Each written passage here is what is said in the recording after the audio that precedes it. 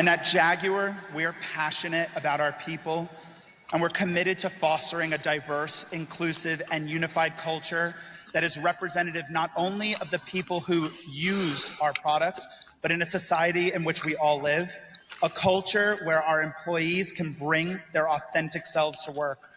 And we're on a transformative journey of our own, driven by a belief in diversity, inclusion, creativity, policy, and most importantly, action.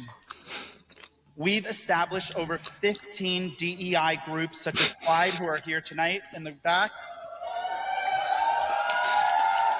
Thank you guys for coming. Women in Engineering and Neurodiversity Matters. We've launched major policy revisions, such as transitioning at work, to drive equity and support for our communities, embracing individuality as our superpower. Short the stock.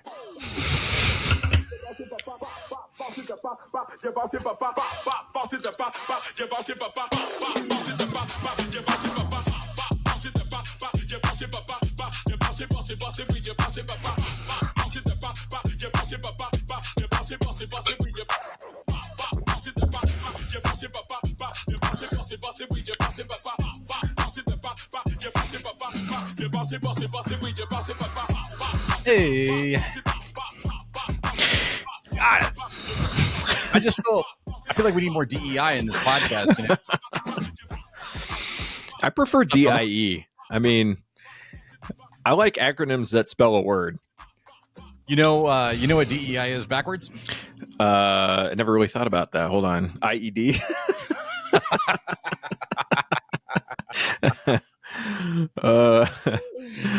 Dude, I think we should all be shorting the stock right now. I mean, I honestly would be shorting the stock. I mean, we could just, be like raking it in.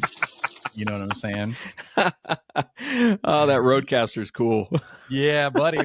So, are you drinking on this episode, or do you have like responsibilities later? Dude, it's so yeah. No, it's not. It's nothing fancy. It's just some four roses. But yeah. So I went up to go get a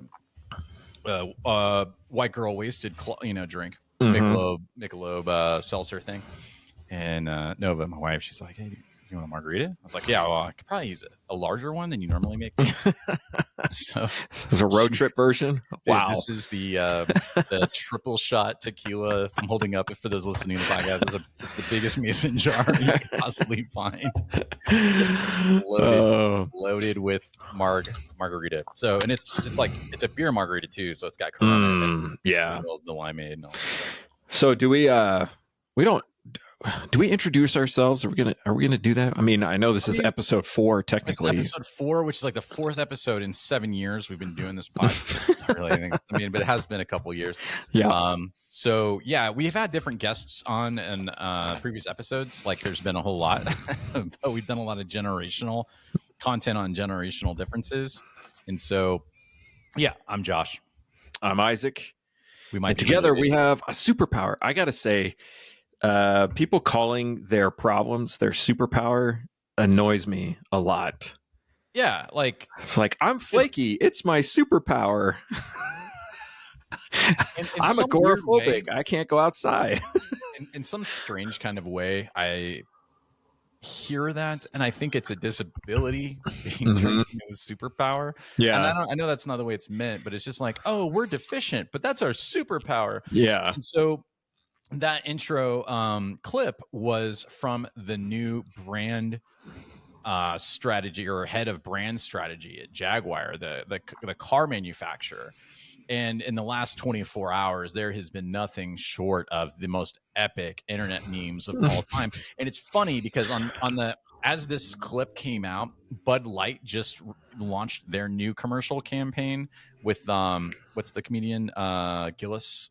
Shane Gillis. Shane Gillis, and it's good. Mm-hmm.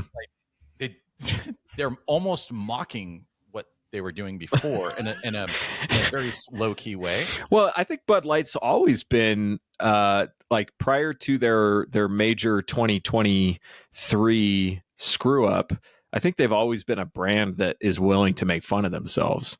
Yeah, and I think here's the thing, especially for the United States, right? I mean, I know it's a global brand. They're both global brands, Mhm. Jaguar and Bud Light, Anheuser-Busch, but which I think is owned by a larger some beverage conglomerate, right? Mhm. Their name escapes me off the top of my head, but they're, you know, I can't remember off the top of my head. But we're forgiving people, Mhm. and as far as like a just populace, and so if you can come out and kind of, you know, head down, kick the rock, like, I'm sorry guys, I screwed up, you know, it's kind of like, Yeah. oh, all right, you know, we can kind of, you know, we can get past it. But it's when they double down is when things start to get really Well, it's like if you've ever bizarre. had a friend that, you know, you guys were all boys with each other, and then one day he shows up and he's like, his girlfriend's driving, and you're like, what is going on here? You know? And he's like, oh yeah, she drives now. And like, it's not So like I wasn't feeling well and she decided to drive. It was just like it's flipping something around because she wants it that way.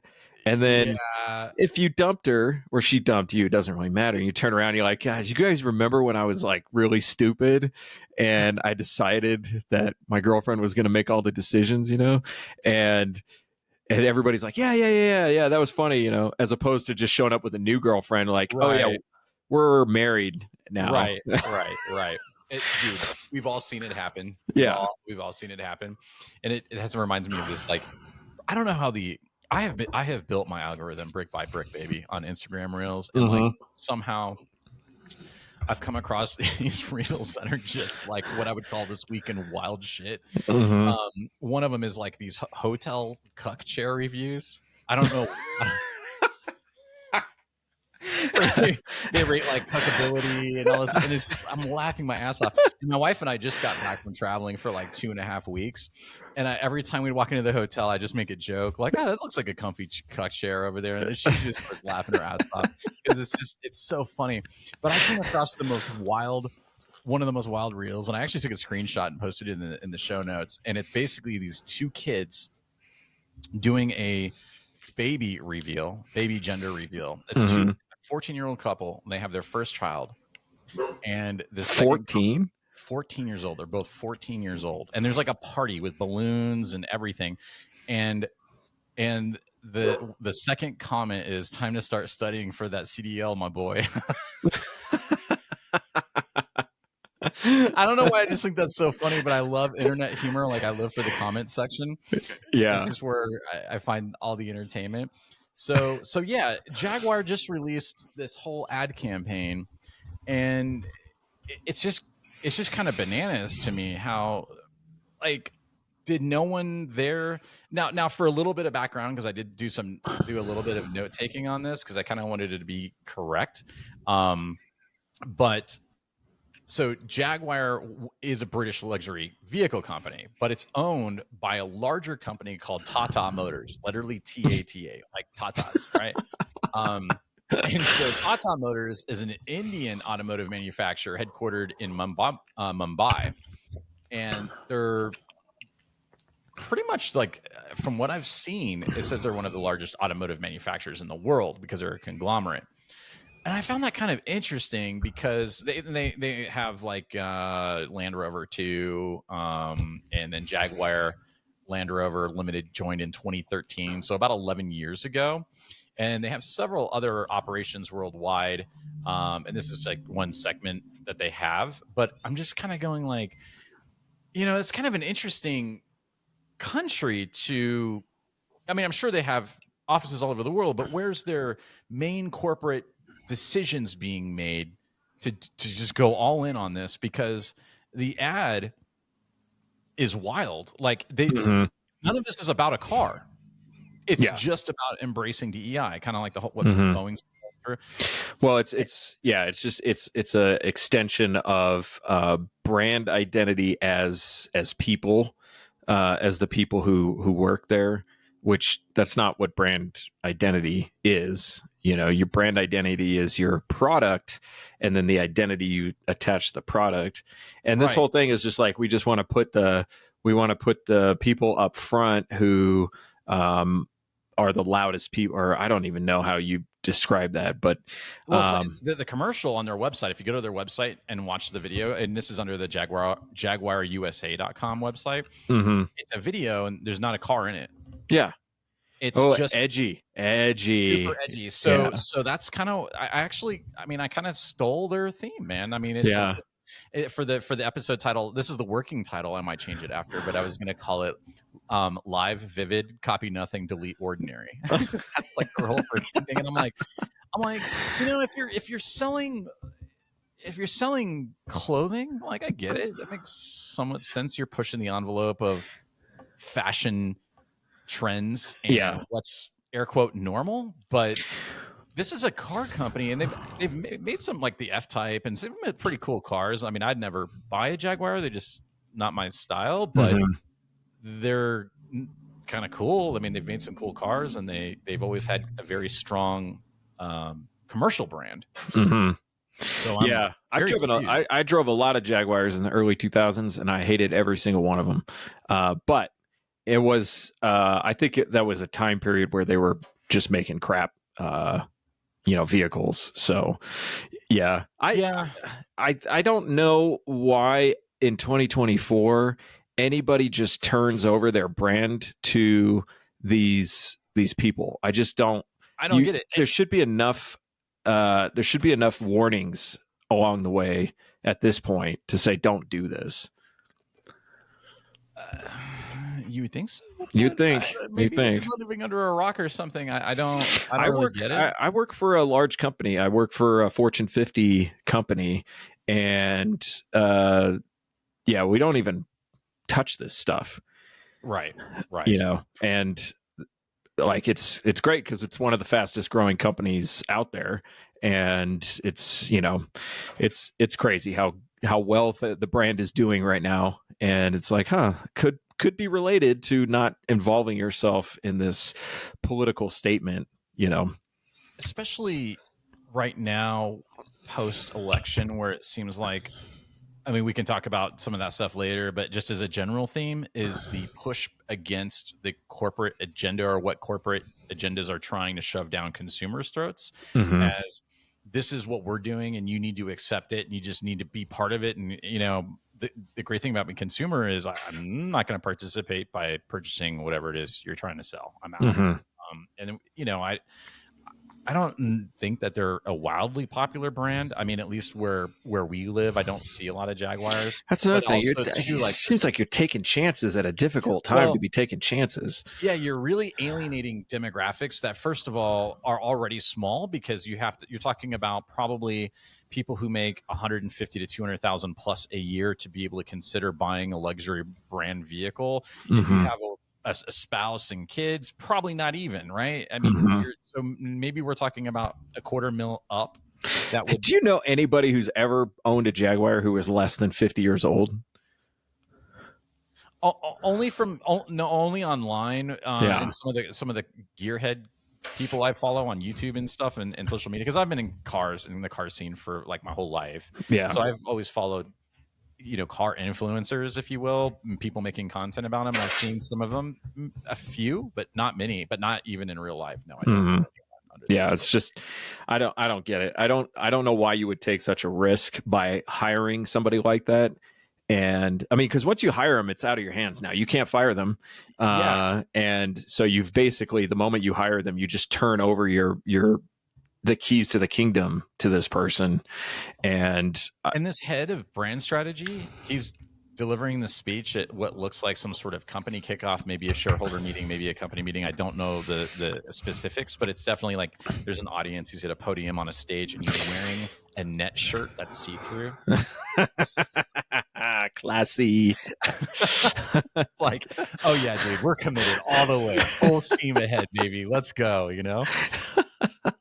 I love it. I love it. Man. I mean, if you're gonna do it, go all the way. You remember? I mean, I didn't see the shirt, but I'm just picturing the net shirt. Remember in the 80s, the half net shirt was pretty manly. Pretty manly, yeah. Especially with like if you were like into weightlifting, bodybuilding, that kind of stuff. Yeah, this guy doesn't look like a bodybuilder. No, I'm sure he's not. It's a very small frame. I mean, he's not fat or anything, but He kind of looks like Milo Yiannopoulos, Yeah. sort of. It kind of looks like that build. Yeah. Kind of slender, but probably look pretty ripped. Yeah. Lean, I should say. So I don't know what's going to happen, but it'll be fun just to watch it go down in flames. And this is not financial advice, but I would consider maybe shorting the stock. Oh, dude. I mean, it doesn't take a genius at this point. I mean, how much money would you have made shorting Bud Light? Yeah, you would have made you'd have made a killing. And then you turn around, and as soon as they fire their ad executive, you just, then you go long on it. So yeah, because the brand is coming back. It started coming back just about 6 months after the debacle. They didn't even have to try to repair anything, and it started coming back. So, and just for contrast, I mean, last year, we're talking 2023, Bud Light in the U.S. alone. I don't know the global figures, but I know in the U.S. alone they lost 1.4 billion. Man, that's crazy. In sales. Yeah, and overall sales, it was 1.4 billion. Yeah, and I remember at the peak of that, the local liquor store, one of the local liquor stores I go to, it's kind of a bigger one. They had a whole stack of them, and they were like selling, I think, 12 packs for $7.99 or $6.99. I mean, it was cheaper than water. Yeah. Like they could not move this product. And then you saw like Modelo, like it was like this inverse, like as Bud Light was going down, Modelo sales were like taking over. So let me ask, do you think that these ad campaigns that are spearheaded by these specific types of people, do you think this is an intentional attempt to destroy the brand of a capitalistic pig company, or do you think they're just that self-unaware? I think they're that self-unaware because at the end of the day, they're going to have to be they're catering to their shareholders, and so if you're trying to just destroy, like the executive, the marketing executive maybe cares, but like the person that they put in charge might actually be out there to destroy the brand. I think they think they're doing something good. I think that's wild. Brainwashed enough to think like, yes, this is the future. This is how do you get that high up being that dumb?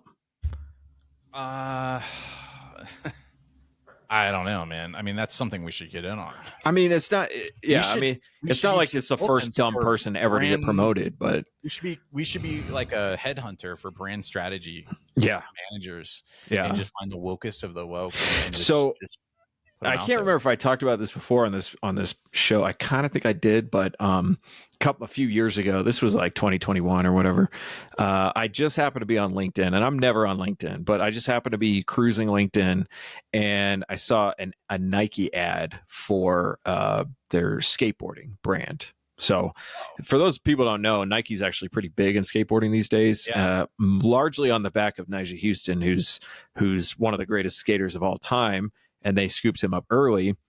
And Nyjah Huston, by the way, multiracial, and, definitely BIPOC, I guess, if you want to use that word. And I think this was like the vice president of marketing or something like that for Nike posts this picture of these girls and their skateboards. And, I could take one look at these girls and the way they're dressed and the way they're standing, and I could just say, like, these girls do not skate. Like this is a photo op of maybe they could get on a board and ride straight down a hill. They could skateboard better than me. Probably not. And so I actually commented on it. Like I said, why are these people your brand? You already have sponsored skaters who are clearly the top of the game, and why don't you have them on there? And she's like, oh, we empowered this little crew of skateboarders in Chicago and everything. And I went and looked them up, and they sucked. And I'm like, you have actual real professional skateboarders, men and women, ride for Nike, and they are BIPOC. They got this Brazilian girl, and she just doesn't know the brand. She just doesn't know the brand. So they're trying to elevate this group of shitty skaters. And it's like, you have good skaters. This is how stupid you are. You have the right spokespeople to check the boxes for your DEI. Right. and you're not using them. Like, that's the level of stupidity I feel like we're dealing with here when it comes to this incompetence. And that's like weaponized incompetence. Like, that's what makes me think, how could this not be on purpose? It's that dumb. I don't get it. Like, when I was a consultant, I worked at a lot of big corporations, consulting for SAP, and I would say most of the time, because I'm either working with director or executive level people to get insights for like building business insight dashboards and reporting, establishing baselines for metrics and things. And these are generally pretty smart people. I mean, not all of them like have MBAs necessarily or anything, but you're not talking about idiots Mm-hmm. at that level with these kinds of brands and businesses and companies. And I'm talking pretty big companies that we all know, like GE Commercial Finance and Murphy Oil and like big, construction outfits, cable and wireless, just so, to see this happening and knowing that the type of people I've interacted with in my professional career at that level, it just blows my mind that these people are making decisions like this, Mm-hmm. because it doesn't take a genius to look at what other people have gone through, other companies have gone through, and say, I think we should just leave this on the dream board. Yeah. But let's focus on the product itself and the experience of the product, rather than trying to project of the smallest group of people's ideas about what culture and society should reflect, Mm-hmm. and shoving that into something like a car brand. Like, and if you think about car advertising, 90% of car advertising is just showing the car driving through the city. Around town. It's how hard is that? How hard is that? And they have Jaguar's got a beautiful premier car. Is it the XJ? Yeah. It's a beautiful car. I mean, I don't know quality build and performance specs or anything, but when you look at that car, like, that is a work of art. So all you got to do is drive it through a city and then say Jaguar, and like, it's not that hard. So through this, they've also created a new logo, which is like something that you would maybe picture on a drink of some kind, but if you turn it upside down, is it two dudes just blowing each other? Or? I mean, because at this point you have to do that. You have to take the thing and you're like, all right, well, what if we flip it backwards? What if we flip it? Because it's all, I mean, it feels so subversive, So if you're watching the stream, I've got it up on the video here. That's terrible. That is terrible. So if you go to jaguarusa.com, it's just this right here, and then you click, it's just like this pink background with this. Yeah, the color's not bad. I feel like the color could work. I'm not a fan, but I feel like that could work. But this kind of looks like a little cyberpunk action going on. So then you click and go into the experience, and it's like a new era, and it's the video, which is their commercial. Some dude with a paintbrush. And then you scroll down, and like this is not a car. See, there's no car. It's just people. My reaction to seeing this stuff, originality. My reaction to seeing this stuff is it looks unnerving. And I don't mean that in like, oh, it's a dude dressed as a girl or vice versa. I mean like the angles and the contrast, and like it feels like they're trying to hurt you with the image. I mean, maybe I can see that for sure. It's just it's jarring because you almost feel like you're at the wrong website to me. Yeah. I mean, this is an opportunity for other car brands to scoop in. Like, yeah, all you got to do is show your car and say, we're not Jaguar. yeah, right. No, totally. I mean, so just for contrast, because I mean, I probably one of my favorite car brands is Porsche, right? So here's Porsche's USA, website, and you get the immediate. So right off the bat, you're showing a real car, and all the sick angles, a camera on a gimbal, and then you scroll down, and it's like you see the experience, you see the colors, you see the Targa top, you see the Panamera or the Taycan, and then it goes right into the models, of course. You see actual humans in the cars instead of humans showing you how cool they are without the car. Like Right. that's another thing, is that idea of like, this is how cool we are without the product. Like, Well, our how product is that is- supposed to like connect me to your product? Yeah. Yeah, exactly. So I just, So this kind of leads into I think a larger discussion about advertising in 2024. okay. Because there's like formulaic stuff that just works, right? And it works because it's a basic function of create interest, create need, and then combine the opportunity to satisfy the need with that thing. And you could do that in as little as 15 seconds on TV when you've got a captive audience. Right. Um, So, I mean, working in marketing, I'm always looking at trends, and I'm looking at where things are going. And really, I think that if companies want to dabble in the DEI stuff, they could try, right?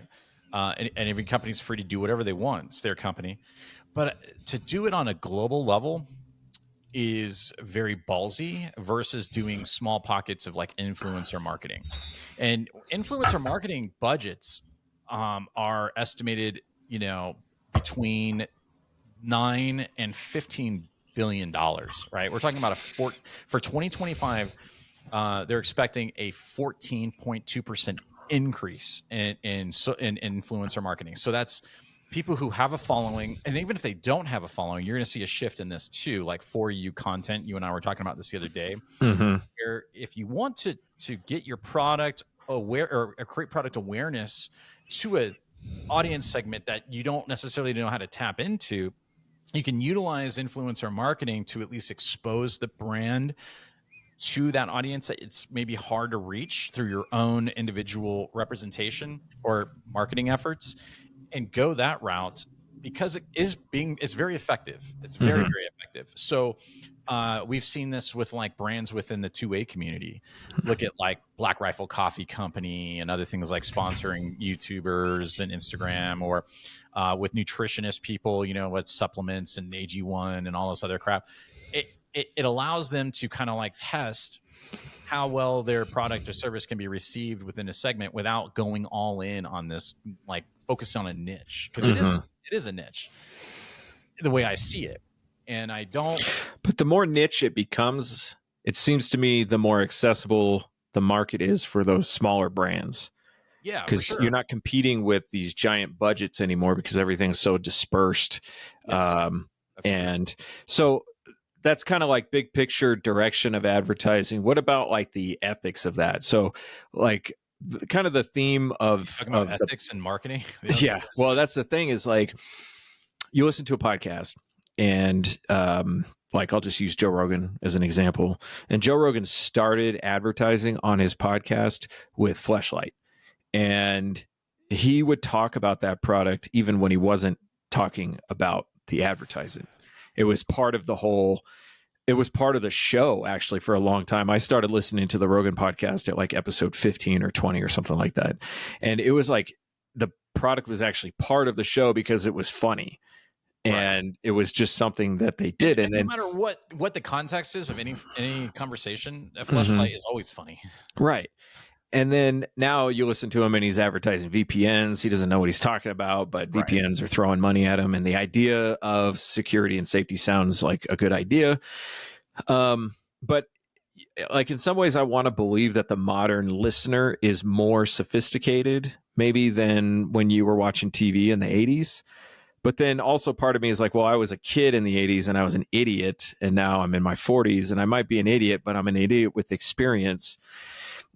And so did 40-year-olds watch TV in the 80s and say, this is just a commercial, it's stupid, it's not a real product, like I'm not spending my money on that?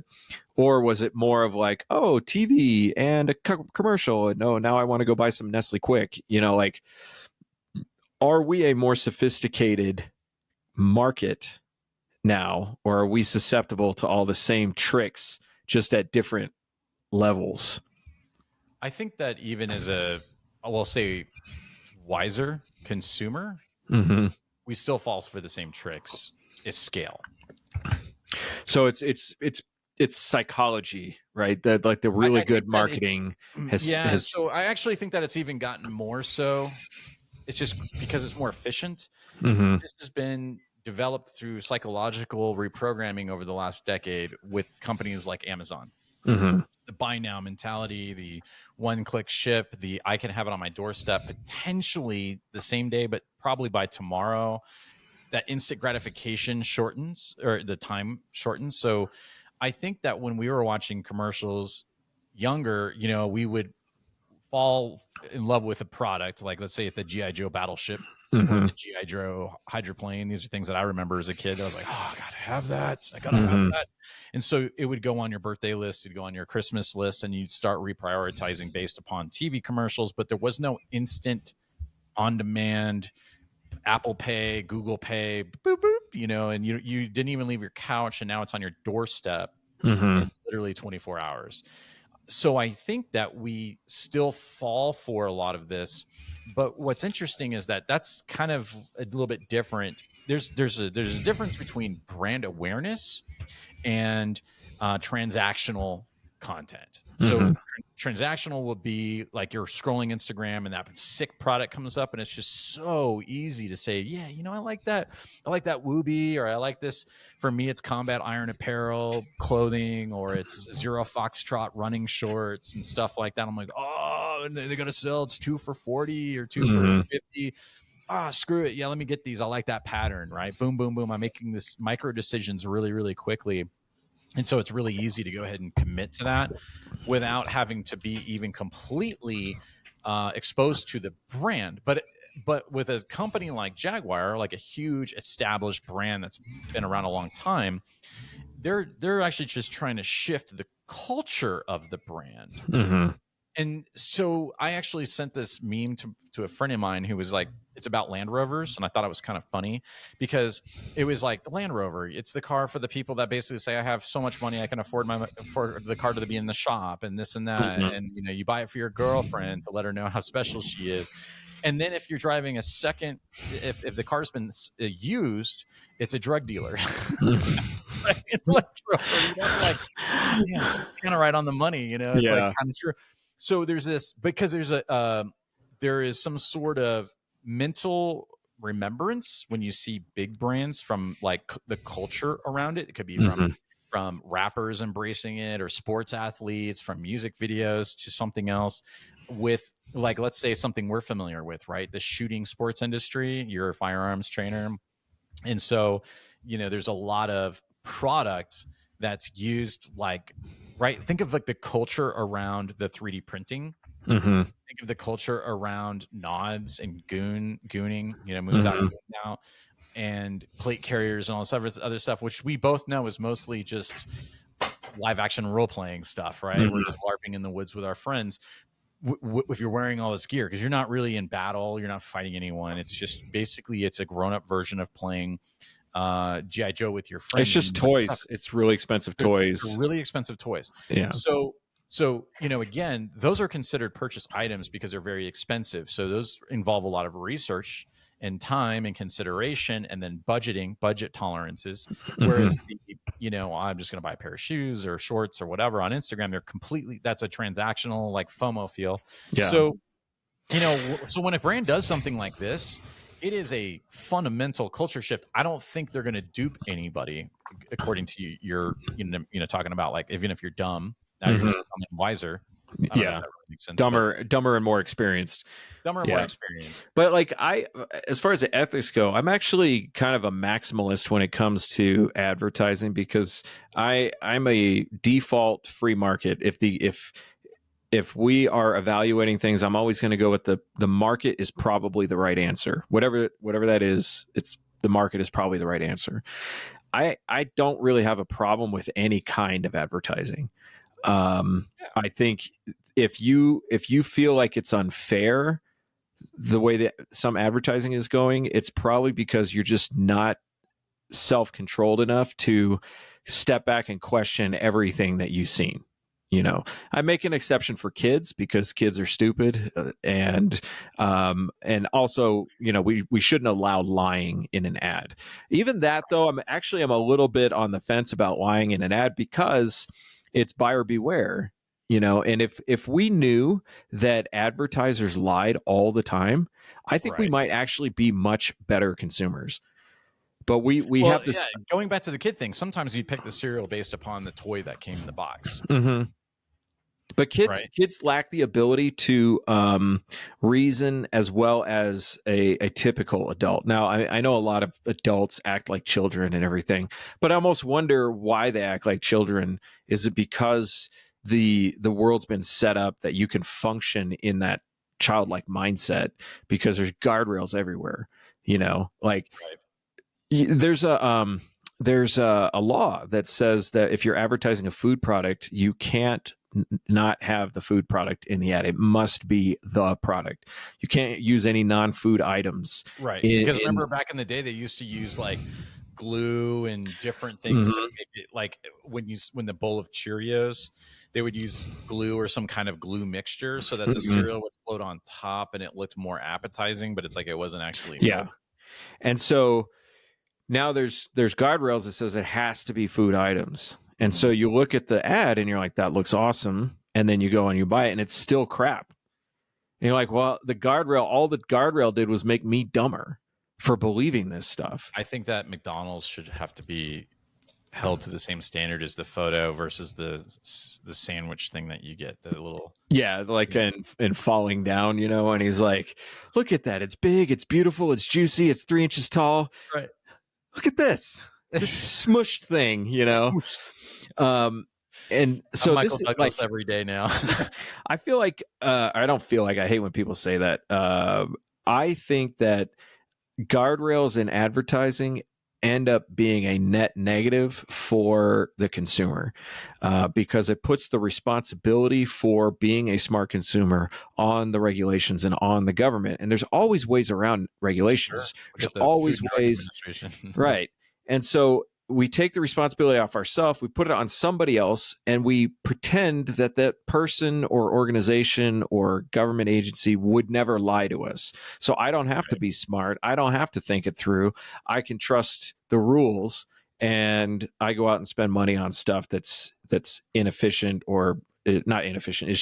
It's not what I thought I was getting. And I think like you ever done this? You go to like a foreign country, like especially like a third world country where there's really no rules, and everybody is suspicious of everybody. Yeah. And you should be, right? Because probably somebody is. If you talk to somebody on the street, they're probably trying to take advantage of you. Why wouldn't they? Sure. So when it comes to ethics, I think the ethics really fall on the consumer, not on the advertiser. Mm-hmm. When I scroll Instagram, I must be aware that I'm being advertised to 90% of the content. Sure. And actually, the more I become aware of that, the less I even want to engage on the platform, which is probably healthy. Mm-hmm. I might find a couple of funny things, a couple of memes, but after a while, I'm like, this is just all ads. And even if it's things I want, I didn't come here to buy something. I came here to, entertain myself for a few minutes, and now it's not doing that. It's just advertising. So I just get off, and now I don't have to worry about the bombardment of the social media ads because I got myself off of the scrolling. Right. And that's just an example of how when I take the responsibility and say, I don't care what the rules are, it's me that makes the buying decision. Mm-hmm. So don't be an idiot out there on the internet. Stop consuming this stuff mindlessly. It's okay to consume it, but don't do it mindlessly. Be aware of what you're engaging with. So when I watch YouTube videos and they get to the ad and stuff, I understand that they have a business plan of keeping the channel going, but that doesn't involve me. Right. And if your channel went away, fine. So people have a big problem, I think, in general with the idea of people selling stuff. They're like, oh, I use NordVPN. And like, maybe you do, maybe you don't. I don't really care. I don't believe you either way. Yeah. And I'm not going to buy your product because this guy said it's good. Right. It's my job to research it. So So what if a brand wanted to sponsor one of our episodes? How would Yeah, we go about do it. that? Do it. But what if the product sucks? Well, I'd probably say the product sucks. I mean, like that, and that's like my job. Like if let's just take some random company, like some soap company, and they're like, here's a sample, and then here's the ad read, and then We're I gonna have to use it. test it. We're gonna have to test it on. Oh, our yeah, balls. yeah. I mean, Definitely. you know, Actually, if we only Jaguar have wants to send us money, to play but, it. I like, mean, sure. I'm a I've been capitalist. involved. I've been involved in selling stuff in my classes. Selling memberships for these self-defense insurance companies. I tell people the truth. One of the things I tell people is that all of the companies, as far as I'm aware of, and I have gone deep on this, I have done a lot of research. I've talked to people who have used these products. I know details about some of these situations that the general public doesn't know. And so I can confidently tell you that all of these products are basically the same. Mm-hmm. I've bought And a I'm going to product tell you, because of you through your class. yeah, and I'll tell people I use this one because it's cheap. Right. And then I bought it, and then you switched. Yeah. Products. But at the time when I told you that I was Right. using the product, and I told you Yeah. that why I was using it and what it cost, and then I decided there's a better one. It's fine. They're all the same, but there's one that's a little bit cheaper. I've done the same thing, right? I mean, I've done the same thing. over the But if I years, was and I'm if I'm sitting in the concealed carry class, if I'm sitting in the gun class and somebody tells me about this and I go, oh, the instructor said I should have this. Oh, and then you fill out the piece of paper. Like you're like, that's on you. right. If you come in and you're like, I don't know, that sounds like a good idea, but I need to do my research. Fine. Go do your research. I don't care. Right. It's no sweat off my balls. Like, go do it. I hope you come back and pick one of them. That's what I really want. I don't want people out there thinking that if they defend themselves, that it's legal and that they have nothing to worry about. I want you to have an attorney, and I want that attorney to be paid for. I don't really care how you do it. Sure. Okay. Yeah. But that's me. If a gun company came in and say, hey, would you mind pushing our product? Sure, I'll push your product. If they come in and say, would you mind making sure that you tell everybody that this is the best product?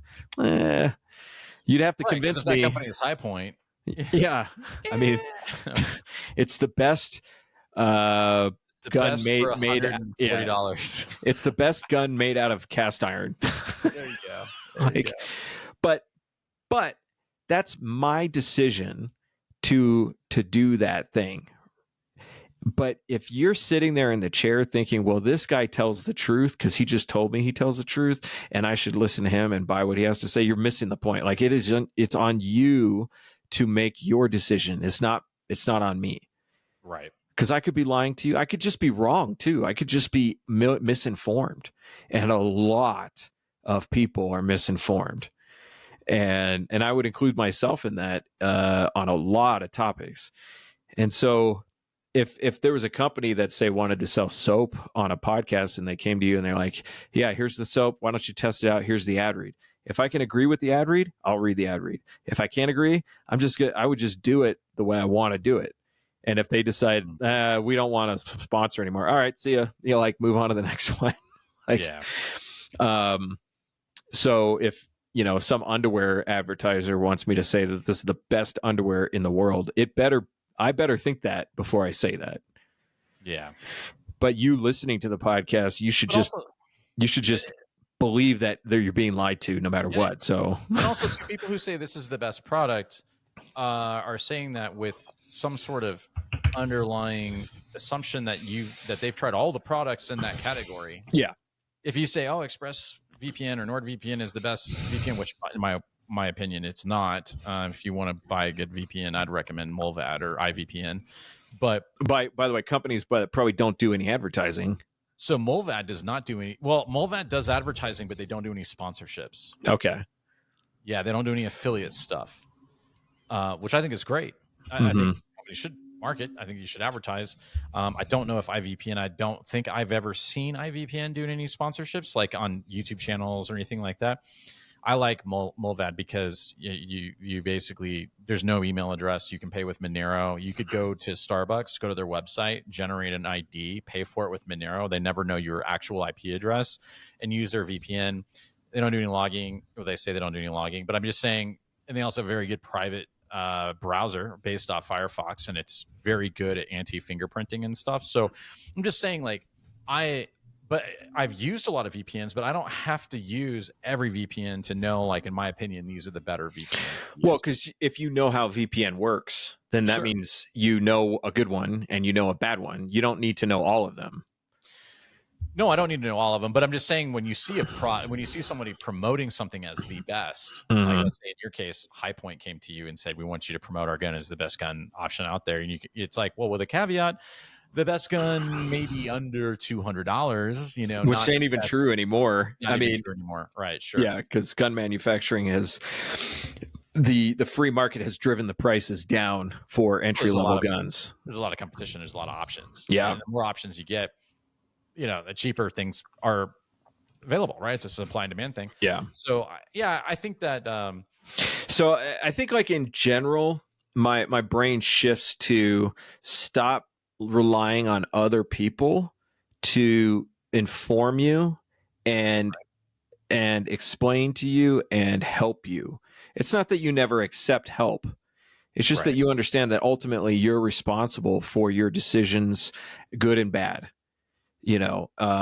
And I've learned this a lot with cars. Like, I've just learned that I suck at buying cars, and I accept that. Like, I don't blame anybody for that. You're making the wrong car choice, or what you're paying for the car is. No, just like identifying like a bad buy. Okay. I see. Haggling, identifying potential problems with the vehicle, etc. I've gotten better at it, but I suck at it. And I don't say that because I have low self-esteem. I just look back at the graveyard of cars that I've owned, and I'm like, yep, those were all pretty much my fault. So it's like an area where I think I do pretty well in, but I have learned from a couple mistakes early on. Yeah. And so if I'm buying a used vehicle, I go get it checked out professionally. Mm-hmm. It might cost me $100 or even $200 to have someone go, depending upon the car. And to me, I'm like, well, that's could be worth it long-term potential. Right. So like, consumer protection laws are intended to prevent that kind of thing from happening, but they don't. They can't. It's not really. There's this idea that, like, there is a solution to a problem and it will stay the solution to the problem. And even if that solution works initially, the problem will change. The problem will evolve. And sometimes the problem evolves because of malice and maliciousness. And sometimes the problem evolves because that's just the nature of entropy. And sometimes the problem evolves because, like, it's just random bad luck. Sure. But the problems evolve. And so if we create a law like you remember the do not call list? Yeah, of course. Everyone. The do not call list started out as far as I know, like, as a legitimate effort to reduce marketing telephone calls. Right. And then what did it morph into is a database of phone numbers to use for telemarketing. Yeah. Yeah. And I'm sure everyone, at least in the United States, have probably seen that through this past election. Yeah. I mean, you get 2, 5, and then it gets even funnier because you'll get a spam phone call from, like, India or something. Like, it's not even in the country. And you get people for a long time who were doing this. They'd answer the call and be like, hello, this is Babu, and you're like, put me on your do not call list, which doesn't even exist for that company in India.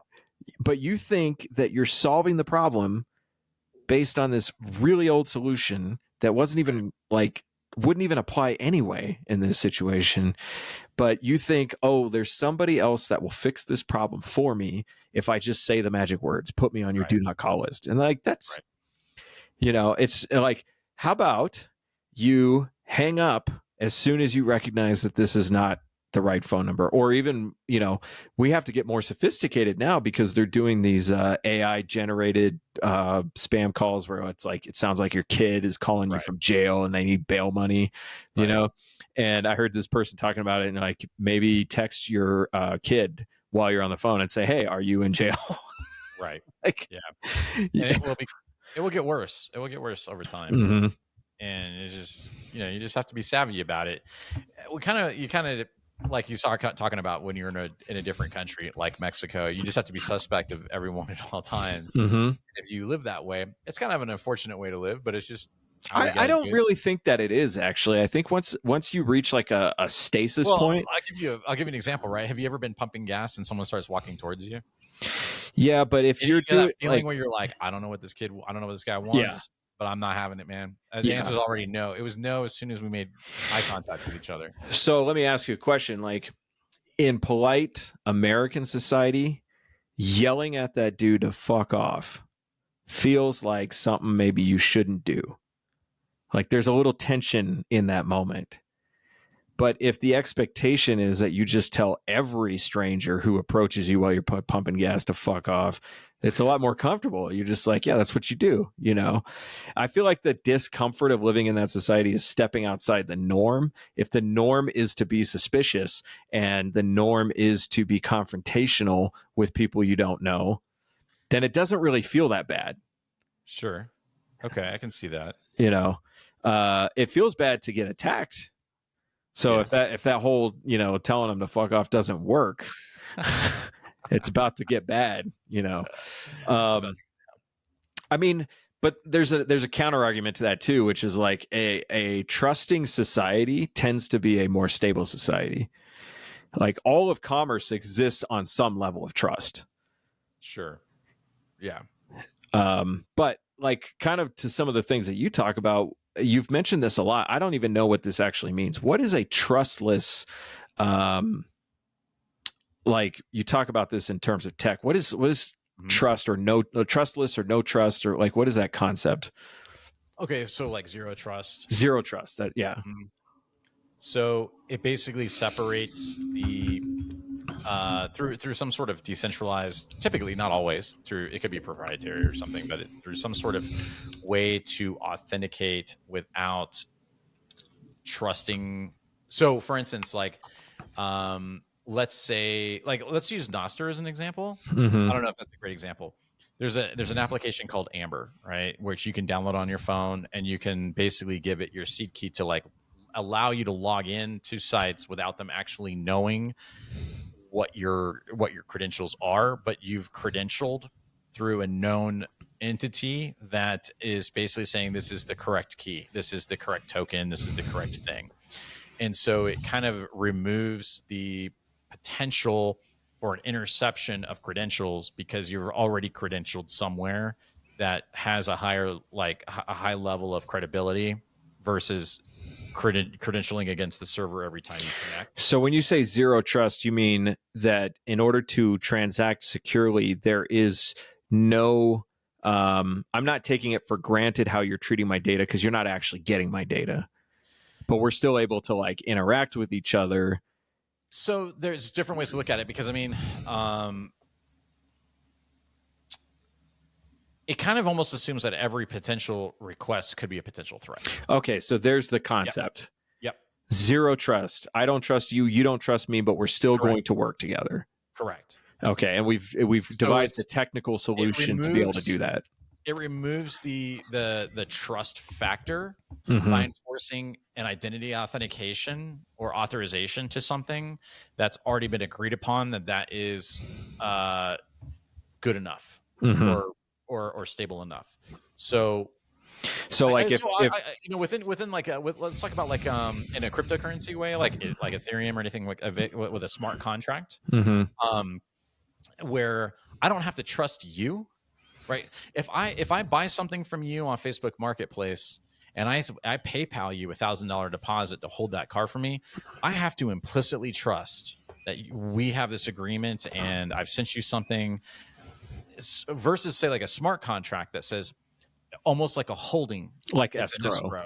Yeah, correct. And so I don't have to trust you, but I can feel comfortable moving forward with this arrangement And vice versa. because I have like some sort of way that's going to check both parties are participating in the agreement. And if not, I have a safeguard to back out of it. And so like zero trust is kind of like a security standard. And the standard is we both know it's not there yet, but no. I think that's I see within like a one-to-one kind of. It's an ideal, it's a goal, and like nothing. It's hard when you put it in context of like technology versus individual interaction. Well, still the thing is it's still an individual on both sides. We're using technology to do something together, but it would be a bad actor who's trying to exploit. It won't always be. It could be an AI thing. Well, yeah, but AI for who?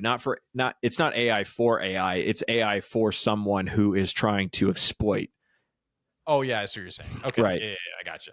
So, in order for us to conduct business in a stable way, we have to start from the point that neither one of us trusts each other, but we both have a goal of conducting a transaction of some kind, whether it's a login or a purchase or transfer of information or anything like that. Right. So in order to create the secure environment, the starting point is I don't trust you and you don't trust me. Right. And it's not personal. It's not like I think you're a bad person. It's a default setting. It's just a default setting. And that's that's one of the most reliable ways to protect yourself in the digital world. And I don't think it's really any different in the face-to-face world. Now, you do have to have trust to build relationships, but you don't need trust to conduct business. Let's put this in the terms of a first date. Well, so that's a relationship, right? No, not necessarily. Well, for one person, it probably is. Because a lot of these people, not you and I, we're aged out and we're married. But I'm just saying, like through my son, and also my brother-in-law who's younger, and my other son, they meet people through apps, and there's this projected, per profile of who you're going to see or who you're going to meet or who you're talking with. So it's funny because they all have this default from what I've heard from their experiences. They have this default to a zero trust. Like, I don't trust this bitch until I fucking see a full body pic, man, or whatever the scenario is. Right. And I'm sure it's the same for girls with guys. Like, oh, well, this picture could have been taken 10 years ago, or this could have been his friend, or there's a picture of 4 of them. Which one is he? So there's this zero trust culture mindset of like, be suspect of everyone and everything until you get more verifiable information that can confirm the story. Yeah. I could see that. So like, for instance, I mean, you and I both live in areas where you go to certain parts of town, there's always someone on the street corner holding a sign. We don't even read the signs. I don't really care. It could say serious. It could literally say anything. And a lot of them try to be savvy. Like, hey, I just need money for beer or whatever, like trying to be honest or something like that. But you have this assumed concept that whatever they're pitching, it's false. It's a lie. They just want your money. And I don't think there's a lot of difference between that and traditional marketing like lingo. Yeah, I could see that. I think with the relationship thing, it gets a little tricky because you're working towards a goal of establishing a long-term relationships, and long-term relationships do require trust. Okay. Yeah. Okay, but a business relationship doesn't. Like, to conduct a business transaction, now you could go on reputation. You're like, I have a reputation. I always follow through on my word, but in the world of digital communications and business and everything, the less trust, the better. That's what case studies are for, though. I mean, that's what success stories are kind of built around, is to have someone's vouching for you that we worked with this brand and we took them from 8% revenue year over year to 12.5% year. Well, we could say, maybe we could say this, like, in order to conduct business safely on the internet with people you don't know, you do need to start from the position of zero trust. Sure. I agree. I agree. And that's the safe, ethical way to conduct business for both sides of the transaction. Right. And so, like, just tying this back to the idea of advertising, I have to start from that point. I don't really trust you. And if I'm starting from that, then that's like a self-preservation, protect myself. mindset rather than just being like, ooh, that looks nice. Oh, he lied to me. Or, that Temu item was actually junk. Well, of course it's junk. It's marketed and sold as junk, but you somehow thought it wasn't going to be junk, and so basically a lot of what I've been thinking about lately is like the things that actually work versus the things that we all kind of thought worked or hoped would work or believed would work. And if you kind of just start from the idea of looking at the things that you do intuitively first, what is intuitive? It's intuitive to not trust a stranger. I mean, today, I would say I probably didn't feel that way when I was a teenager growing up in the 90s. Yeah, but you probably should have. Should I have? Well, I mean, if we just look at crime stats. Yeah. I mean violent crime was higher in the 90s. I don't know. Like, I think for me, I try to get a read on people, and I go with my gut. And it's not always defaulting to be suspect of them. Yeah. Now, I am definitely more hyper aware, being older and the world changes, but I'm like, at the same time, the world doesn't change. I don't think the world changes. It doesn't really change that much. You know what I'm saying? Like, there's still, I could go down my street and every neighbor's door I knock on would probably be a very normal, friendly interaction. Now there's some familiarity, especially if I say, hey, I'm so-and-so, I live a few doors down from you, whatever. That automatically puts some ease of rest. So they're like, oh, well, you live there, you buy it, you own that home or whatever. Versus like the knock on the door you get from the kid trying to sell you solar, and he's trying to sell you solar. Oh, I chased one of those kids down one time. I told him to get out of my neighborhood. Really? So actually, I kind of made this one kid feel so bad. This happened fairly recently, and it was a hot day. This is like in August, July. It was summertime, and these guys just get dropped off in the neighborhood, and they just got to walk around. Yeah. And he was really trying to pitch me on it. I'm like, look, man, if I'm going to do solar, I'm going to do it myself. I'm going to do it with battery backups. I want to be off grid ready, And I said, we're already doing a solar project down on our ranch property. I'm not interested in putting solar on this house. I said, my energy costs are not high enough to even justify that. Unless I was going to live here, I would have to live here till I was basically beyond dead. I pay for it all and do all the maintenance on it and everything else. He was like, and he's like, well, he's really trying. And I was like, look, dude, it's just not going to happen. And he's like, oh, okay. He just kind of looked down and he's like, can I ask you a question? I was like, sure, man. He's like, do you think I could have some water? I was like, absolutely, man. If you had just knocked on my door and said, hey, I'm a sales guy in your neighborhood. It's freaking hot. I don't have any water. Yeah. I would have I gave him a couple water bottles and a few granola bars, He was so grateful. But it's just like, we're programmed to be defensive in those sales interactions. But I think that, like, by and large, most of my interactions, like in public, are not super, I don't have my defenses up quite that strong. Yeah, but you don't have to be like ready to swing on somebody. No, but I'm also kind of like a type of individual where it's like people I don't feel are going to approach me who mean me harm, especially if I can read them real quick. Yeah. So like, target, I guess I can be suspicious of somebody and still be polite. Sure. I got to tell my solar salesman story real quick because I think I've told you, but I can't remember. It's so ridiculous. So I had a Ring doorbell camera, and the solar guy knocks on the door, and I'm not home, and I don't see the Ring notification right away. And so 10 minutes after it happens, I see it and I watch it, and it really looked to me like he rang the doorbell and then tried to open the door. And I don't have like a screen door or nothing. It's like the front door. And when I saw him do that, I just got pissed. And my wife and my kids were home at the time. And I called her and I was like, are you home? And did the doorbell just ring? She goes, yeah, I just didn't answer it. Okay.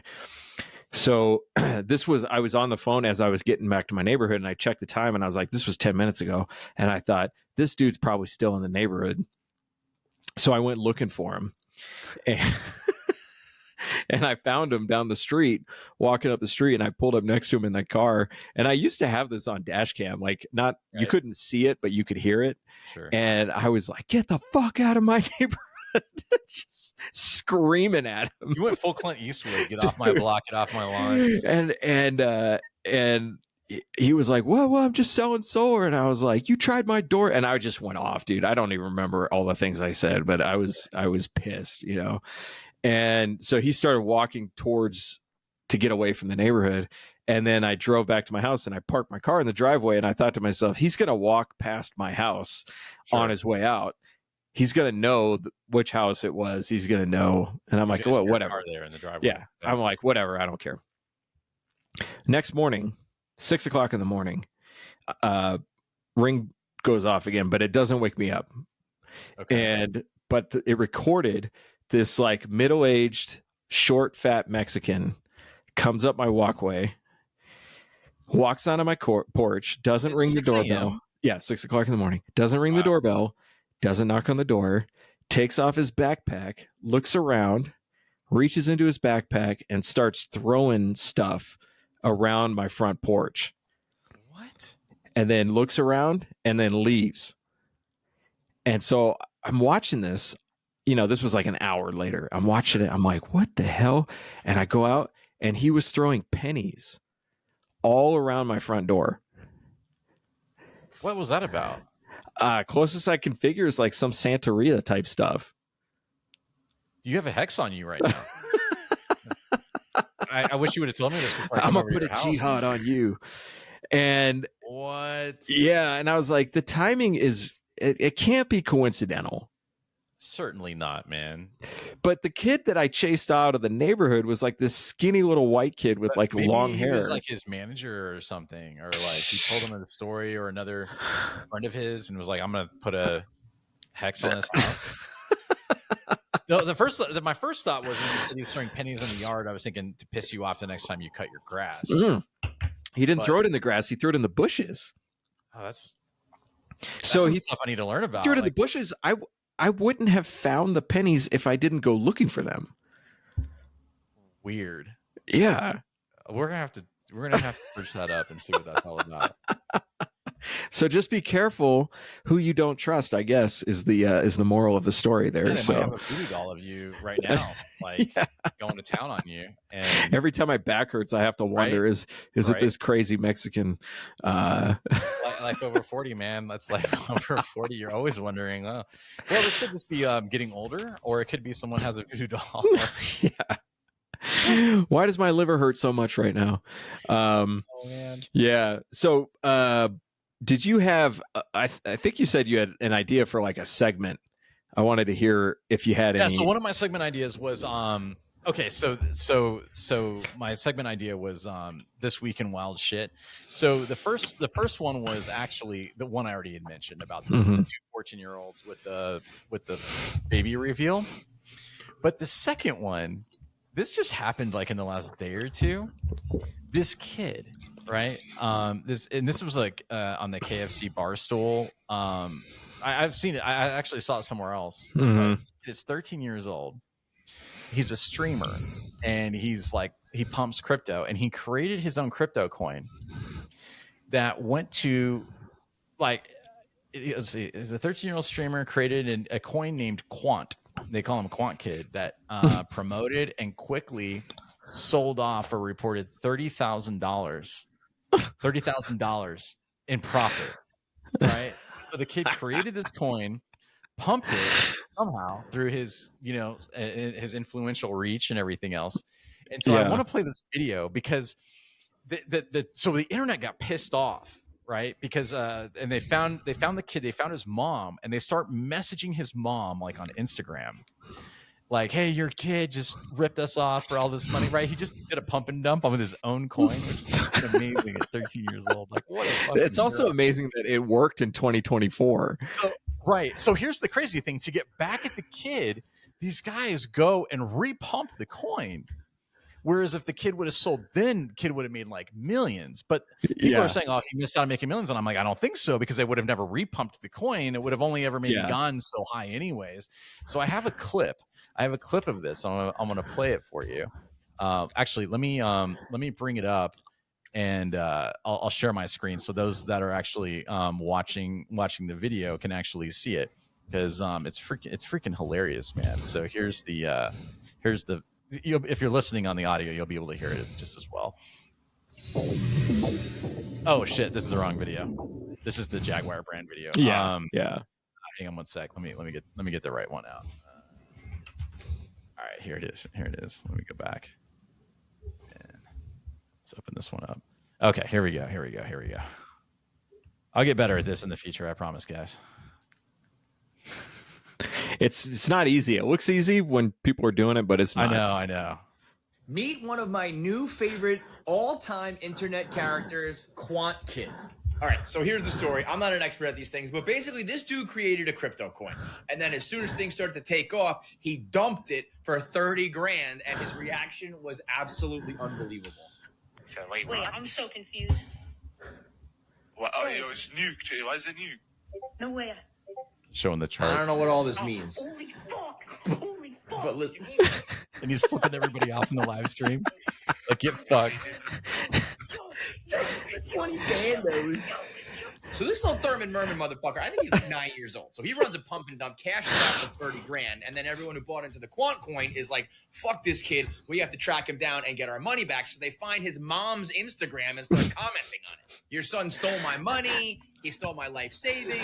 They're commenting on these lovely family photos. I don't agree with this language here, but it's objectively very funny. The story does not end there, though, because everyone hates this fucking kid and they're hell-bent on making sure he doesn't win. They all start to buy Quant coin again, and it starts to move. Now it has a $56 million market cap, and the bag he sold for $30,000 is worth $4 million. What the fuck? So I guess joke's on him, but at the end of the day, he's like 9 years old and just made 30 grand. So like that was $54 million. dude, right? It pumped to the market cap of $54 million. I just like, man, what a champ, dude. So I'm 13 like, years old. so it's pumping, but like, where, like, who's holding the bag at the end? So what's happening is, right, he created the coin, got listed on probably some low third, fourth tier exchange, and talking about, this happens all the time with other big influencers. This has happened with Mr. Beast, with Jake Paul, and Crypto Wigs and all that other stuff. Of course. So the minute like things like look like, oh, a lot of people are not in it for the long haul. They're just like, hey, maybe I can make a quick buck on this, because it does happen every day, all the time. You and I have done it over the last 7 years, or however long it's been, 8 years. So he had an audience on Twitch. No, what I mean is when they came back to do their revenge and they pumped it up to millions, at that point, who got left holding the bag? Because somebody gets left. We don't know. So that means someone else also made a ton of money. Right, exactly. Whoever So was what are they for. complaining about? It's just the internet, man. I know. Everyone can complain about anything and everything. I know. You know? And I just like was like, holy cow. I mean, it just. That's funny. That's it's funny, right? Though, I mean, come on, 13-year-old kid just made 30K. All right, so I got to bring my wild shit of the week or of the month. So I sent you a link on Signal, and I want you to go to about 30 seconds in. This is a police shooting video, and I love that kind of stuff. Okay, you got to listen to the cop, because I'll go to 27 seconds. How about, does that sound good? Yeah, that sounds good. So the cop, right. just for some background, if you're not watching the video, you don't need video for this to be funny, but this cop has just pulled up on this guy, and there's reports that this guy has been threatening people with a gun. Oh shit. Nice. All right, here we go. All right, do we have volume? Yeah. Oh, we don't have volume. Does it have light? I can hear it. You can hear him yelling? Yeah. Oh, okay. Go back a few seconds. I can't hear him yelling. Okay. All right, he's pulling up. Okay. So if you're not watching the video, just know he's getting out of the car. He's yelling at the guy to put his hands up, and he's got his gun out. and he's trying to decide how he's going to approach this dude.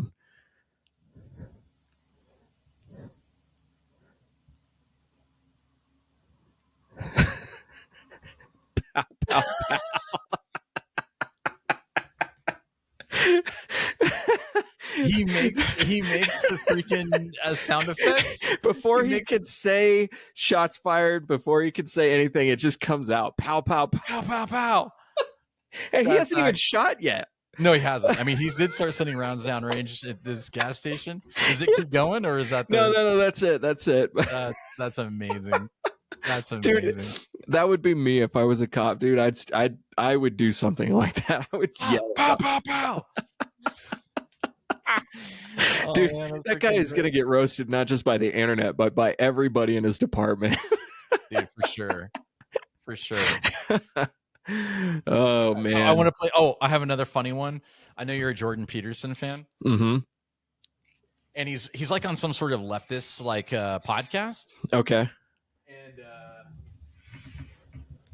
all right, so let me cue this up. This guy's trying to catch him. He's trying to catch him slipping, And he says he asked him a question about. Well, I'll just play the clip because it's pretty funny. At least I thought it was kind of funny because I don't know, anything Jordan Peterson related can be kind of funny. Here we go. So you said you were a doctor. Oh, I'm a psychologist, actually. okay. Is that what you do for a living? A living. Mostly I lecture publicly and write. I'm an author. Okay. So you're like Hillary Clinton, Um, where you get paid to go places. I'm more physically attractive than Hillary Clinton. It's like, so you're like Hillary Clinton. You just get paid to go places and talk. Yeah, but I'm more attractive. And I love his style, dude. Like Jordan Peterson always has like the most, like he looks like a pimp. And a He lot of does times, dress. like, his He does jackets dress like a and pimp. stuff, Yeah. He dresses kind of like a pimp. Yeah. Actually, I thought that it was quite silly the way he was dressing until I heard him talk about why he's doing that. And the reason why he's doing it is basically he's just turned over his wardrobe to an artist. And he's like, I just wear whatever he makes. I don't really think about it. I just wear it. You And I'm know, like, that's pretty baller. That's a baller That is move. That's a pretty baller. Kanye move right there. that is a serious Kanye move. Yeah. Serious Kanye move. And I just jealous because I also kind of sometimes wish I was black so I could wear purple. Because I think purple is a really cool color to wear. But that's a pretty pasty white guy. I just can't pull it off, man. I tried, So, can't get anywhere with it. so I think this is something that we've never actually really talked about before, but I think it's worth spending a few minutes on. What is your opinion of Kanye in 2024? I think he's awesome. Like all the crazy stuff he's done, all the music he's produced, like his crazy political stuff, running for president. Like, I love it. I love it too. all. I love it all because he's just so out there. He's not trying to conform to anything. He's not trying to appease anyone. He speaks his mind. And the things that he gets in trouble for saying, I think is taken out of context. I don't think that's where his heart was. I think the thing about Kanye is he's never really in trouble. No.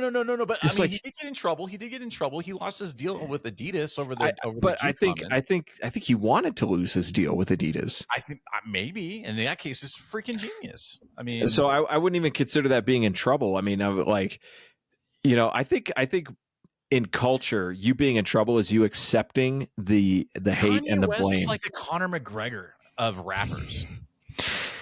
Well, Connor did go to jail, so Well, I don't necessarily mean like, like.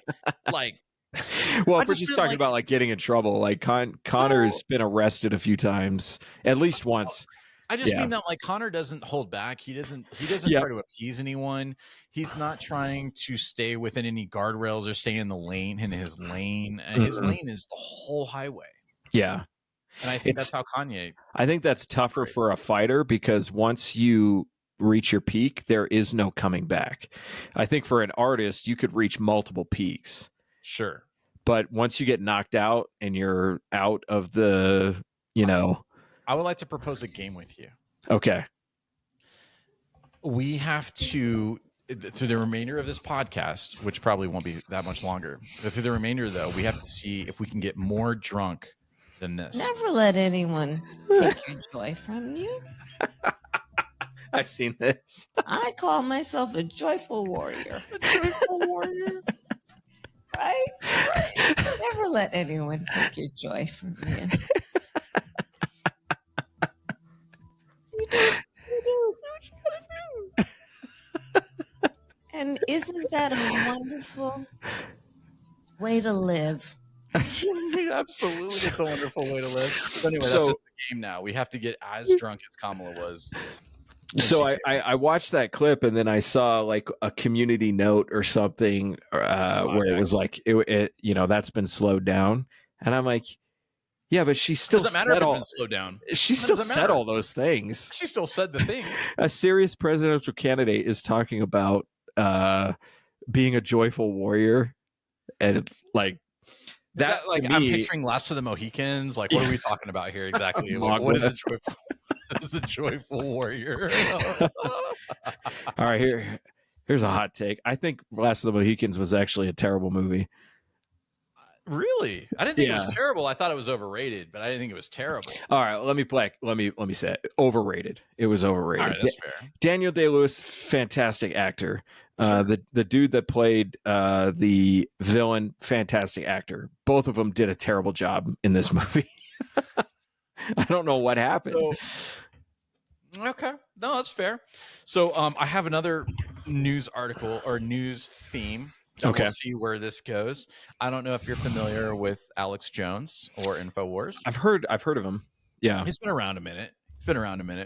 Infowars.com. I was just watching a Waco documentary with my daughter and having a great time reliving my You were first watching- hold on, awareness hold on, of. Let's back this up for a second. You were watching a Waco documentary Mhm, with your daughter. mhm. That is parenting excellence right there, sir. On another level. You're like, look, honey, what a small group of armed people can do when the government arrives. Right. And why did they arrive? They were selling guns at a gun show? I mean, So, I think I became aware of Alex Jones a couple of years after Waco. okay. Yeah. So, Alex Jones, for those that don't know, and if you don't know, it's kind of amazing that you don't know who he is, but he's had a talk show. He's got a network. He sells seeds and vitamins. Dick pills. So he got popped. Remember the Sandy Hook shooting? Mhm. He came out and said some stupid shit. Mm-hmm. And he has said a lot of things that are not stupid and are actually bang on. But he's been on Joe Rogan a few times and everything. But anyway, he got sued by two families in the state of Texas and one in Connecticut for defamation suits because he was implying that the kids involved in the shooting and the parents were crisis actors, right? And so, I mean, immediately out the gate, Mm-hmm. he was saying this stuff, which I think was super stupid. I do think that there are cases where there might be crisis actors. I think that there might be, false flags that happen. Of course, I believe those things. But I think that also too, you need to digest everything as it happens and really be sure if you call yourself a media outlet. Oh, hey, this episode sponsored by By Zinni Zin, Zimbabwe. Zimbabwe's Osama Bin Laden. So Yeah. anyway, he came out and then he doubled down on it, right? And I think that's where he failed. If he would have just apologized and said, "I really screwed up. I'm an idiot. I was not taking in the facts correctly." I don't know. I think he could have saved himself from all this, but he didn't. And because he doubled down, saying like all this went down, basically he got sued, and he was able to dodge those lawsuits for a while, and then he also then filed Chapter 11. But the thing is, with the Chapter 11, you can't include judgments, and so then he tried to file for chapters. Well, he didn't try. He did file for Chapter 7 because the judgments levied against him in Texas was like $50 million. Mm-hmm. That he probably could have swung over time. I don't know what he's worth or anything like that. But the one in Connecticut was 1.4 Billion. Yeah. with a B. And so that's unpayable, man. I don't care. Unless you're What kind of a jury comes to that conclusion? So the way I understand it was that it was not necessarily just the jury, but also the judgment, because he basically didn't do anything. He was pushing back on discovery. He was doing everything, and he basically found himself, I don't know if it was like in contempt, but in some sort of very edge case situation where they just muddy a judgment because he was so uncooperative with the case. So I don't know if it was like necessarily a jury that just straight up said like 1.5 bill. That should be good enough. You know? But I mean, I think that it was truly to basically make a point, set a precedent, perhaps something like Ross Ulbricht with the Silk Road, like set a precedent. If you started, That's the thing. Why does he deserve that? Well, I mean, I guess pain and suffering, punitive. I don't, you know, I don't know if, how do you quantify deserve based on a monetary balance of, you know, costs? I can pretty much tell you that nobody's suffering is worth $1 billion. No. I mean, the point I'm making is like somebody wanted to make an example out of Alex Jones, and a stark example. Well, also the difference, right? Connecticut, 50 million. Connecticut, 1.4 billion. There's also going to be some political, probably, and some other things. So my skeptical side is saying like there was some very important reason why he needed to be discredited that badly. I'm getting Kamala wasted on this big ass margarita. So he files Chapter 11. Now, when you do that, you know, Chapter 7 is a reorganization of assets and everything, as you can reclassify things. It's kind of like the easy way out of getting out, paying your debts and what have you. But you can still retain a lot of your assets by moving them into different entities and things of that nature. When you file Chapter 7. That's it. Everything you have is gone, right? Meaning that like the buildings, his computers, his studios, like the freaking pencils on the desk, right? That's everything gets taken, liquidated. It's a liquidation of assets.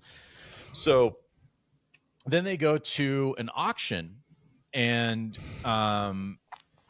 there was a couple outlets that were like considering bidding on it, which was like Barbed Wire, Media Matters, that were considering the purchase. But in the end, the Onion. Who would have guessed that the Onion had any money? So I don't think it was just the Onion. I think there was maybe some sort, I don't know if you call it a pack or something. There were, you know, there was probably some other stuff coming in to take it over. I just find it ironic, you know, because it's also kind of like, who really cares about the brand?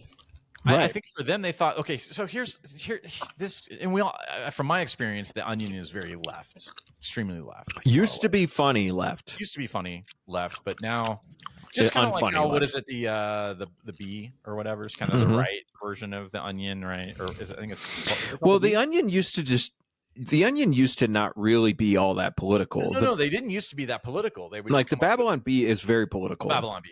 Yeah. Very political. Yeah. So the Onion became more political, I'd say, over the last 10 years, probably, and kind of more left. Here's the problem, though.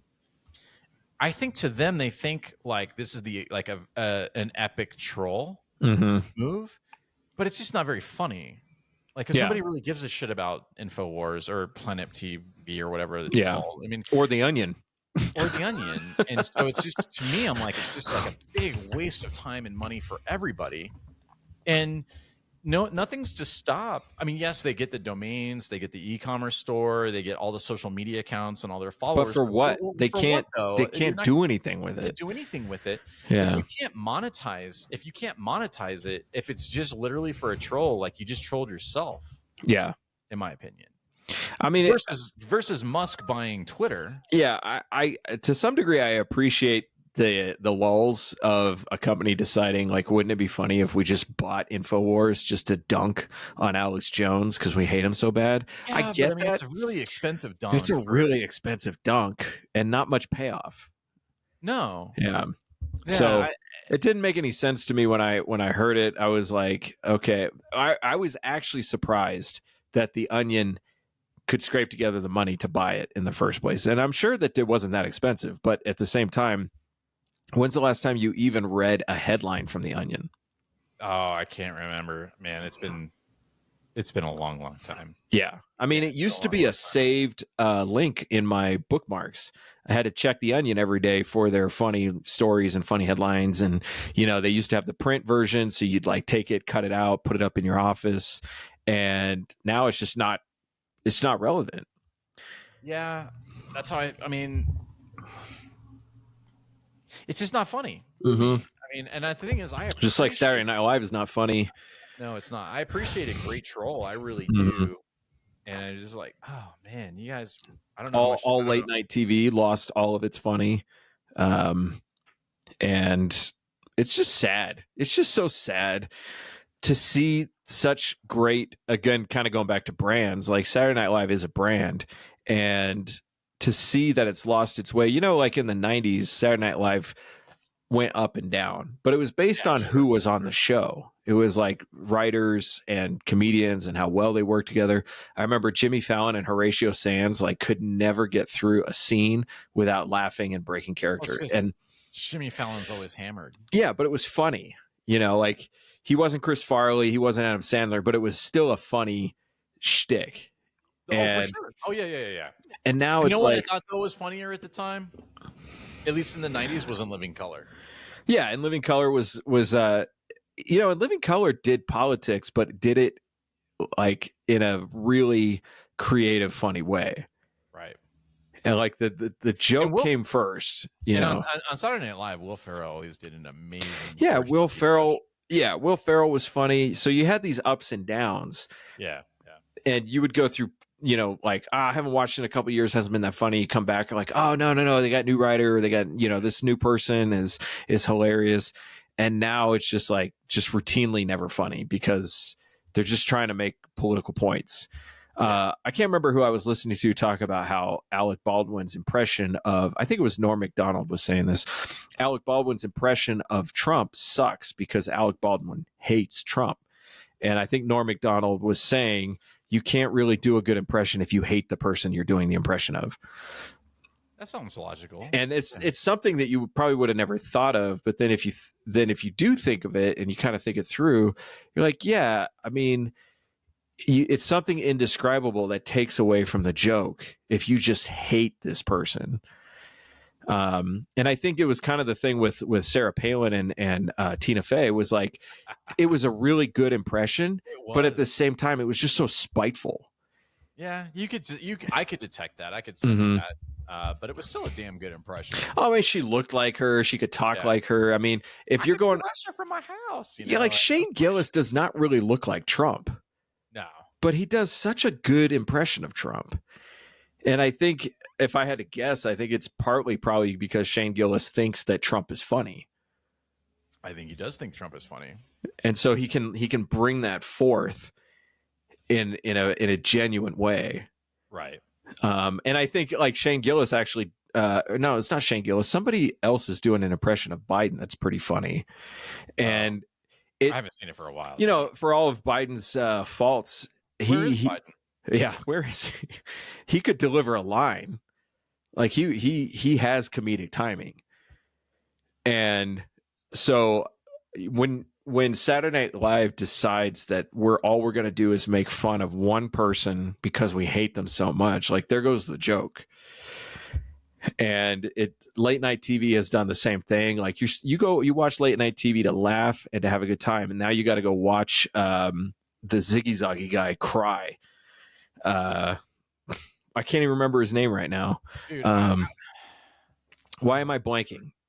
The guy from the Man Show used to be fat. Now he's skinny. I keep thinking Jimmy Fallon. What the hell is his name? Doug Stanhouse? No. Oh my God, I can't even think of his name. That's how much I don't care about him anymore. Everybody's watching is screaming his name out. So Adam Carolla, Jimmy Kimmel, Joe Rogan, Kimmel. and Doug.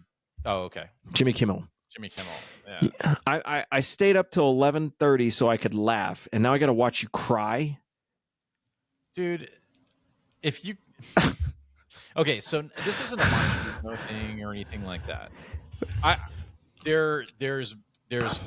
I'm I'm not even saying when a man should cry. Cry whenever the fuck you want to cry. Yeah, but not on a Don't do it- comedy show don't on do it late a night. comedy show when I'm staying up till 11 o'clock, or 10:30 or 11:30. Also, coming from the guy who used to rate women on the Man Show, yes, like, and by the way, the guy who did blackface on the Man Show, and like, yeah, all of a sudden, we've forgotten all about that, and you're gonna cry because it was a bad night for America. Well, look at the fucking map, bro. Like, Yeah. I mean, what America are you speaking to? I mean, it's just like, know your audience, man. Like, here's the thing that kills me, right?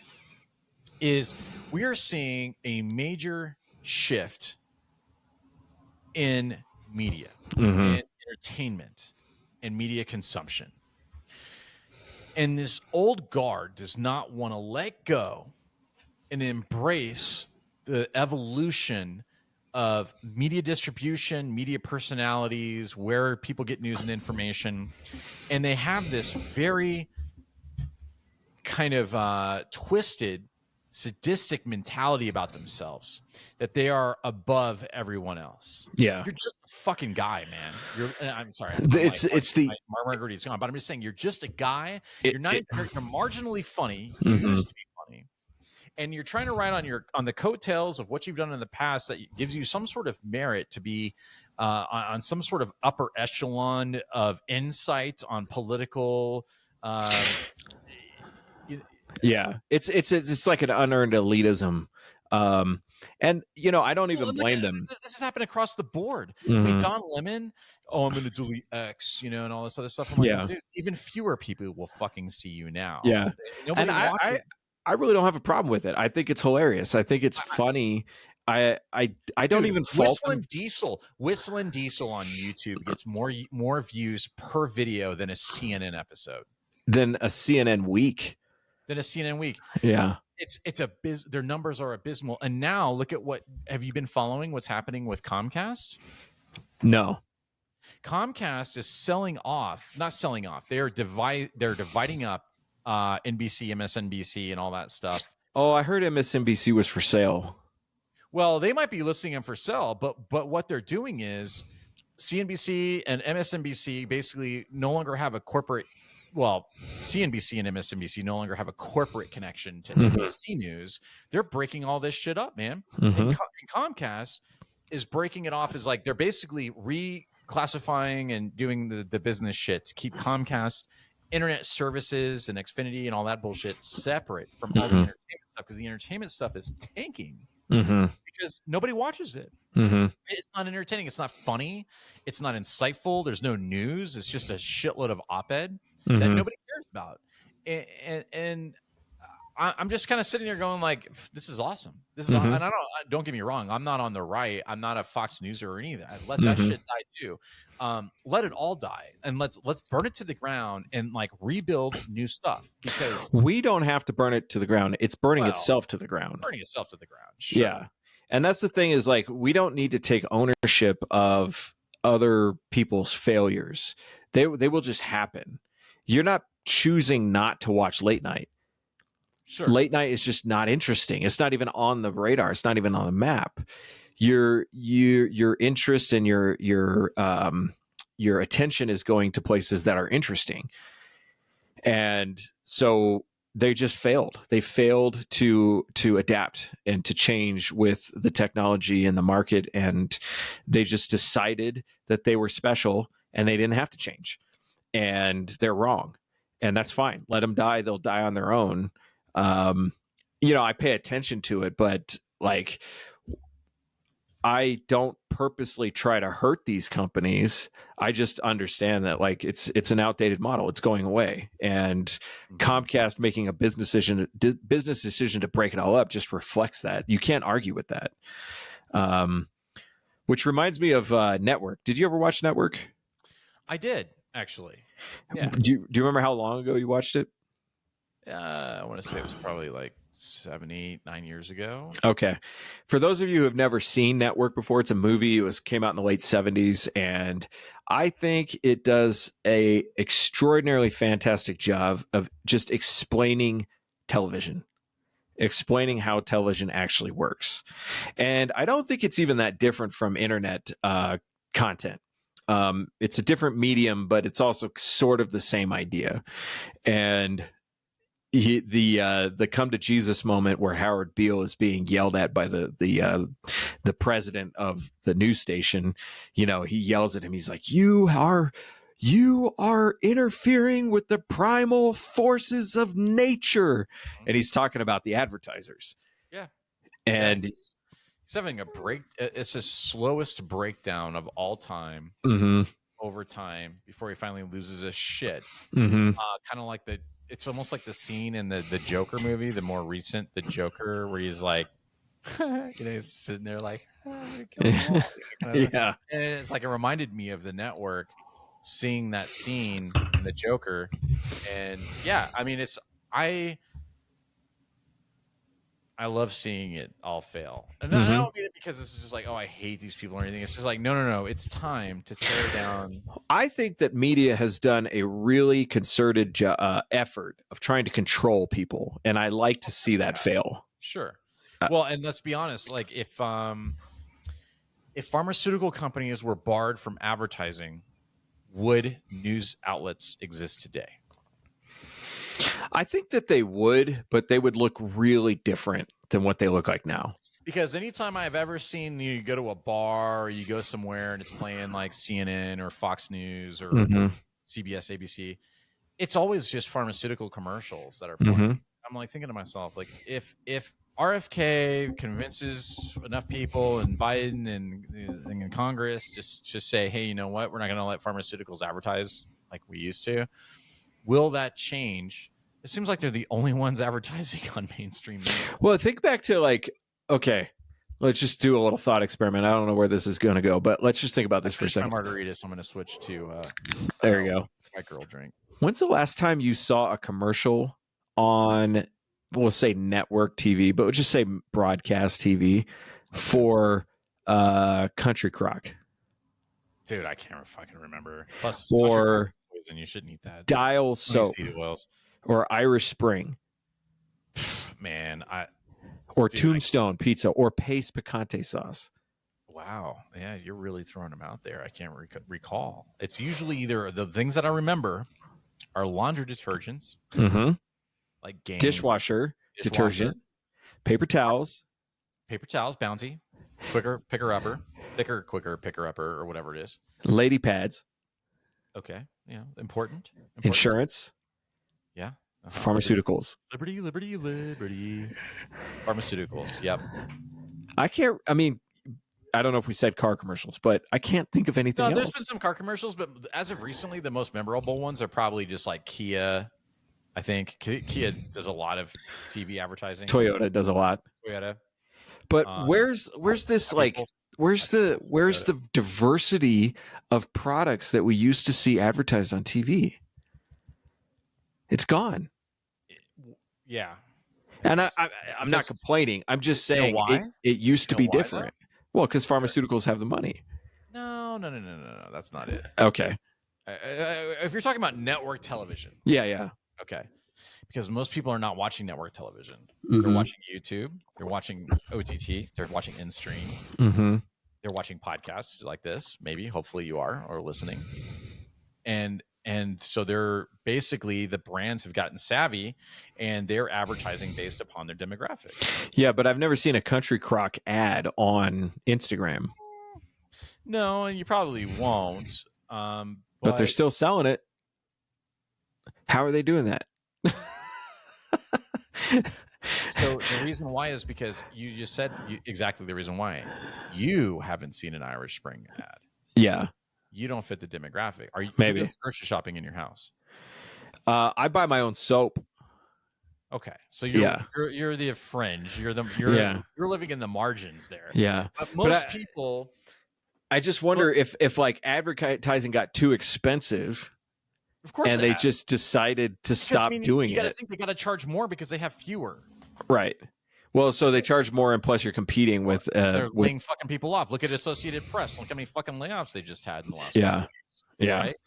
They can't sustain it off this model. It's been a good run. Mm-hmm. Time to cash out. short the stock, and bounce, and go. Look how successful what's his face has been since he got fired from Fox News. Mm-hmm. Shit, why can't I think of his name? Because I'm hammered right now, but I can't think. The dude, bro. Oh, Tucker Hall. Yeah. Thank you. God, man, I really shouldn't drink it. Way more fun. I mean, look at this guy's like, fuck it, I get fired. Cool. I'll go to X, and he starts YouTube, and he's doing all this stuff.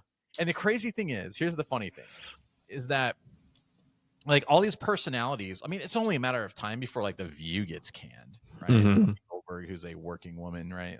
What is she gonna do next? I mean, Who watches that? I just don't know man. who's I don't watching fucking get it. TV at It's gotta 10 be o'clock in the morning. it's got to be like 17 people. I mean, Yeah. plus, who's not working? And so if you're a boomer and you're retired, are you watching The View? Well, if I was unemployed at home at 10 o'clock in the morning, I would not be watching The View. I'd be watching No, YouTube. I'd be watching a rerun of The Price is Right, man. Yeah. That was way more entertaining. Yeah. So, like, here's kind of a thought experiment. You walk down the aisle of any grocery store and look at all the products and just ask I try yourself, to avoid the aisles, man. I only stay to the outside, bro. when's Outside's the last time you saw an advertisement for any of these products? I mean, it's just a thought experiment. Like, okay, so if you're not seeing the advertisements and yet they're still selling them, is it because that's the only thing that they offer, that nobody can compete, nobody can break into the market? And is that maybe that's because the food companies have all consolidated down into like just a few companies and they don't really need to advertise. They just they corner the market in the grocery stores and like, you're going to get Ragu or Prego, but like you have no choice. It's just like kind of just, I don't know. I just thought about that. Remember we used to actually memorize jingles and slogans from different products and say them to each other like movie lines. Sure. Well, You don't- like, dude, for the longest time, my kids, right, my boys, which they're older now, but it's like, JG Wentworth, 877 cash now, and all this other shit. And Calgon, take me away. anyway, there's another one that we always say, because we changed the lyrics for the Jackson Hewitt tax return service. Mm-hmm. How does that one go? Oh shit, I can't remember. But they used to make up their own lyrics and like rearrange and make up their own songs for like different jingles and stuff. That ship has sailed, man. I mean, I can still work on radio, but who listens to traditional radio? I don't. I work in marketing, right? I work with marketing agencies. We do a lot of white label stuff. Some of these marketing agencies pitch a lot of terrestrial radio. And I'm sure like some people are listening to the radio, like on the sports channels for live sports, especially for like college and stuff. I'm not saying it's irrelevant. I'm just saying it's not as popular. So the target demographic has been shrinking for like advertisers to find ways to get directly in front of those people. And I'm just thinking to myself, like, dude, I can't even remember the last time I listened to radio. I don't even know if I know how to turn the radio on in my car. Right. It's not just automatically syncs to your phone and you're playing Spotify or Apple Music or whatever you listen to. Right. So I don't. And this is coming from somebody who only listened to the radio for the longest time because I didn't even have a CD player in my car. I mean, I have listened to so much radio in my life. What is a CD player? Yeah. I mean, remember we used to listen to Rush Limbaugh all the time. Okay. Only because our parents listened to it. Yeah, but I'm just saying it was just like that common that started. I never even. You remember he had the gold mic and shit. Yeah, the EIB, Excellence in Broadcasting Network. Yeah, anybody listen to Sirius? And like, I'm not with the store stuff. I'm not trying to make a point with it. I'm just asking the question, like, what is going on with advertising when all of these brands don't even need to advertise, and yet they're still there on the shelves. A lot of them are going to influencer marketing, like I mentioned. Yeah, but not Ragu, not Prego, not Dove, not like, well, maybe Dove a little bit, but you'd be surprised. You think so? Yeah. So should we be making spaghetti on this? Fuck yeah, dude! We should be showering. I love my Barillo noodles. Is it Barillo or Barrio? Is it Barrio, Italian? Is it yeah. double L's or a And Y? my Ortega salsa. Ortega. Nah, dude, fuck Ortega. It's trash. It is absolute trash, dude. But you can't get any other hard taco You know what we shells. could do if we ever want to monetize the show down the road, though, is like we should launch our own e-commerce store and sell our own product, Mhm. including our own salsa, because we make some killer salsas, you and I. That's true. It's one of the things that we usually always end up doing, Like if we want to reach Whistling those Diesel houses. style. Whistling Diesel style, dude. That Alcolo shit in his ad. I'm sorry, dude. That was awesome, right? Yeah. That's advertainment. I mean, he Yeah. creates his own product, then does his own advertising. He doesn't even have to hire a marketing agency. Mhm. He is the marketing agency. Yeah. Cut out the middleman Yeah. across the board. Yeah. What's Bitcoin at? What's Bitcoin at, by the way? Are we gonna? So I was talking to a mutual friend of ours who we think is a Fed, Uh-huh. and he said that we should have 100K live party at like get together. That'd be awesome. That'd be fun. That might be this weekend. We're at like 98,000. What? Yeah, we were over 99,000 today, boys. Woo. Yeah, girls. Hmm. That'd be interesting too. Is like Let's pour one out for all the missing pour Bitcoin. one out. Yeah. Pour one out for all the missing Bitcoin. So here's the thing, right? I'm just going to talk for just a second about like what the fuck we're doing here, because it's only episode 4. We plan to go to episode 40 million. Well, you don't know. Well, with AI, yes. No, fuck AI. We're not going to use AI. We're not never ever going to use AI. Hold on, let me cue up this AI song I just made. Yeah. So actually, I tried to make an AI song for the podcast. Mhm. I mean, it's so bad. I've got to do a lot more work, and I've got a long ways to go. But do you want to hear just like a few seconds? Of a Oh couple yeah, of I always minutes? want to hear bad AI. All right, here we go. Here's one. In the streets we move as one, freedom lighting up the sun. Oh my God, it's so bad. Decentralize the path we run, information beats the drum. Sovereign minds take a stand. Oh my God, it's so terrible. It's so terrible. Okay, here's that intro for another one. Here we go. I like how it starts off. Oh yeah, baby. It's like a love song. Ooh. It's Kanye. In the streets we move as one. In the streets we move as one. I did not write the lyrics for that. It did not respect my prompt. Okay, here's another one. Hang on. Clarity on the rise, straight out the digital maze. Sovereign minds, It's got a nerdcore vibe. Decentralized truth, we blaze our own ways. Freedom's the anthem. Let's break these chains. Liberty, we ain't playing games. So I'll say this: it's like it can so be a little bad. corny, but it is still kind of amazing that it can just like create this. Yeah, I whipped thing. it up in under 160 characters, like 20 characters more than your X tweet. Do we call Yeah. it a tweet? Hey, tweet me, X me, baby. It's a slash, I think. It's a slash. All right, here's Yeah. another one. Hang on, let's see. Ooh, 90s hip hop. Oh yeah. Liberty on the rise, straight out the digital maze. Sovereign minds grinding through the info trace. Decentralized truth, we blaze our own ways. Freedom's the anthem. Let's break these. Super retarded. Dude. Yeah. Super retarded. The thing is like I think in the future it will get better, but it's also at the same time it feels like the bar gets lowered because the lack of talent that Yeah, seems sure, to, of course. like Well, we're used to hearing auto tune and all this, other stuff like that. So Mhm. it's just kind of like, we just have to kind of get close enough, Yeah. Do a 120, 140 beats per minute, kind of beat match some lyrics with a little auto tune. I mean, pop music in the 80s wasn't that different than that. But it was also extremely formulaic. I don't know, man. you George know? Michael had a voice of an angel. Yeah, but like I mean like the originality.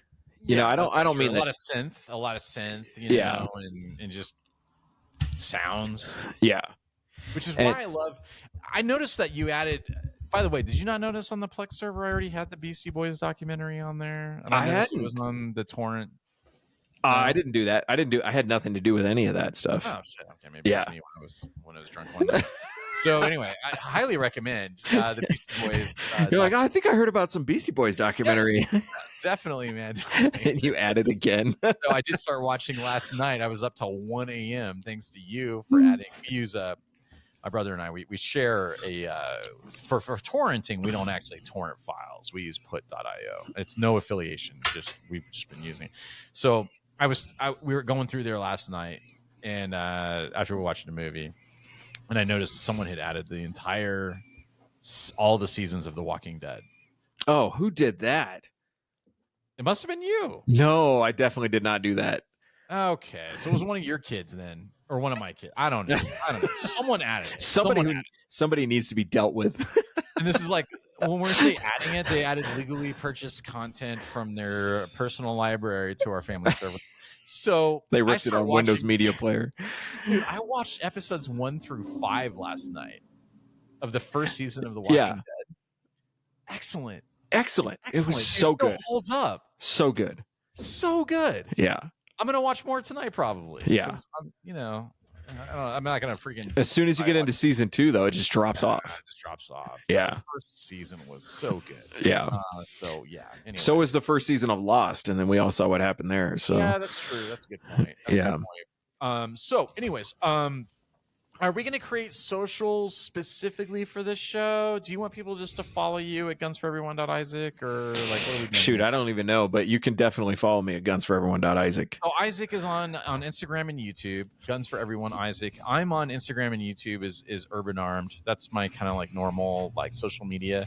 We're gonna have some Nostr accounts. We're gonna be streaming on Nostr. If you're not familiar with Nostr, it's basically a decentralized social protocol that's built on the Bitcoin and I'm a big fan of all of those things, and so we're probably going to be doing more things in the future, leveraging Nostr and doing live streams potentially on both YouTube and Nostr. You know what I'm going to do, Isaac, to beat the whole like you need 1,000 subscribers and all? I'm going to try.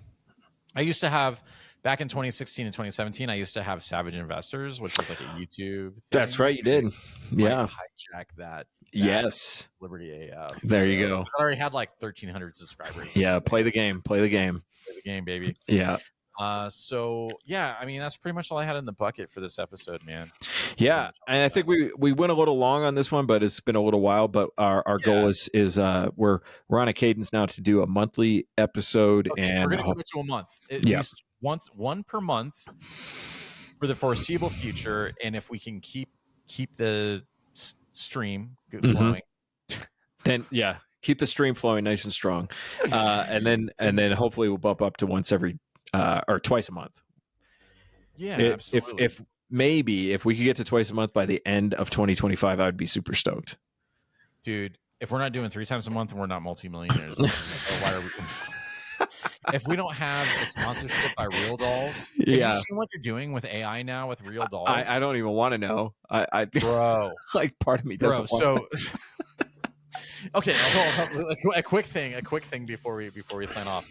So there was a podcast that I used to love listening to back in like 2008, 2009, 2010 called Dig Nation. Do you remember dig.com with Kevin Rose and Alex Albrecht? They had a podcast where they'd talk about the top stories called Dig Nation. Called Dig Nation. And they would get shit hammered. And they do live streams and live audiences. And it was awesome. It was a great time for like new media before it really became like whatever the shit is today, TikTok or whatever. Well, they've come back. They're older than us by a couple of years. They're, Kevin Rose is maybe 47, I'm guessing, or somewhere around there. Alex Albrecht is around the same age, 46, 47. And I started watching them. And it's entertaining. Dig Nation, it's on YouTube. You can just look it up on YouTube, Dig Nation. And they talked about, because they used to travel a lot. They used to be out of town a lot. They were single back then. Now they're both married. And so they were talking about AI sex robots. and the morality and ethics of being married with a sex robot. So at first they're talking about, they're like, yeah, what's the big deal? He's like, yo, I show up. He goes, we're out of town. We're at a hotel, and I sent a sex robot over to your room. You're telling me you're not going to bang it if she's hot? And he was like, dude, no, I'm married. Like, that's weird. Yeah. He was like, so Alex was like, yo, well, like, could my wife be like inside through like the eyes webcams, like we're doing it together. And he was Mhm. like, no. And Kevin's like, no, that's fucking weird, man. No, we're not.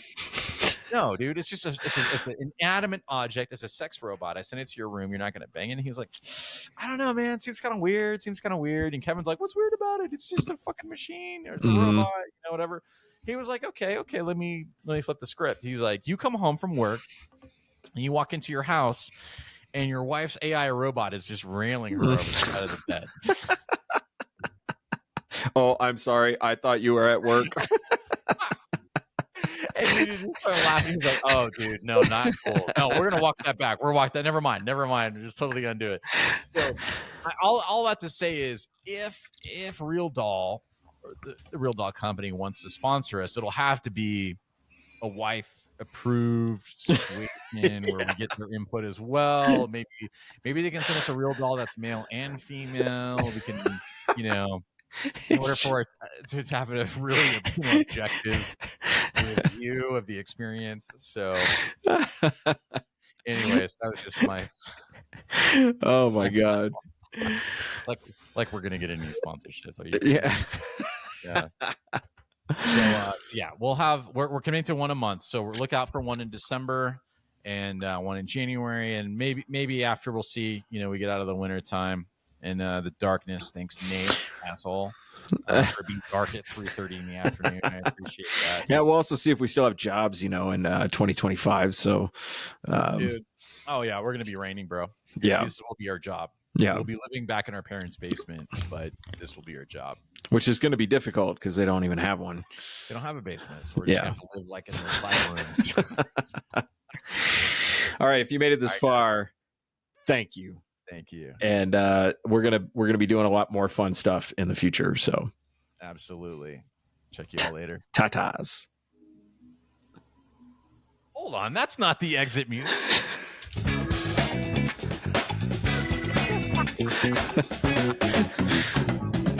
Dude, that came through actually. Yeah, I couldn't even hear it.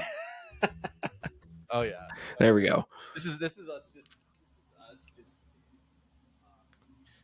this is the song I want to play. This is us. So for real now, we're signing off. All right, catch you later.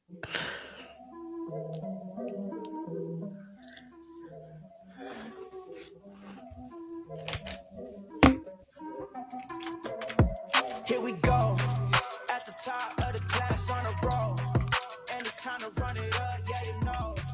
Maxed out, put the pedal to the floor, ayy. On the road, here we go, yeah we winning by a landslide. Never see me coming on my landmine.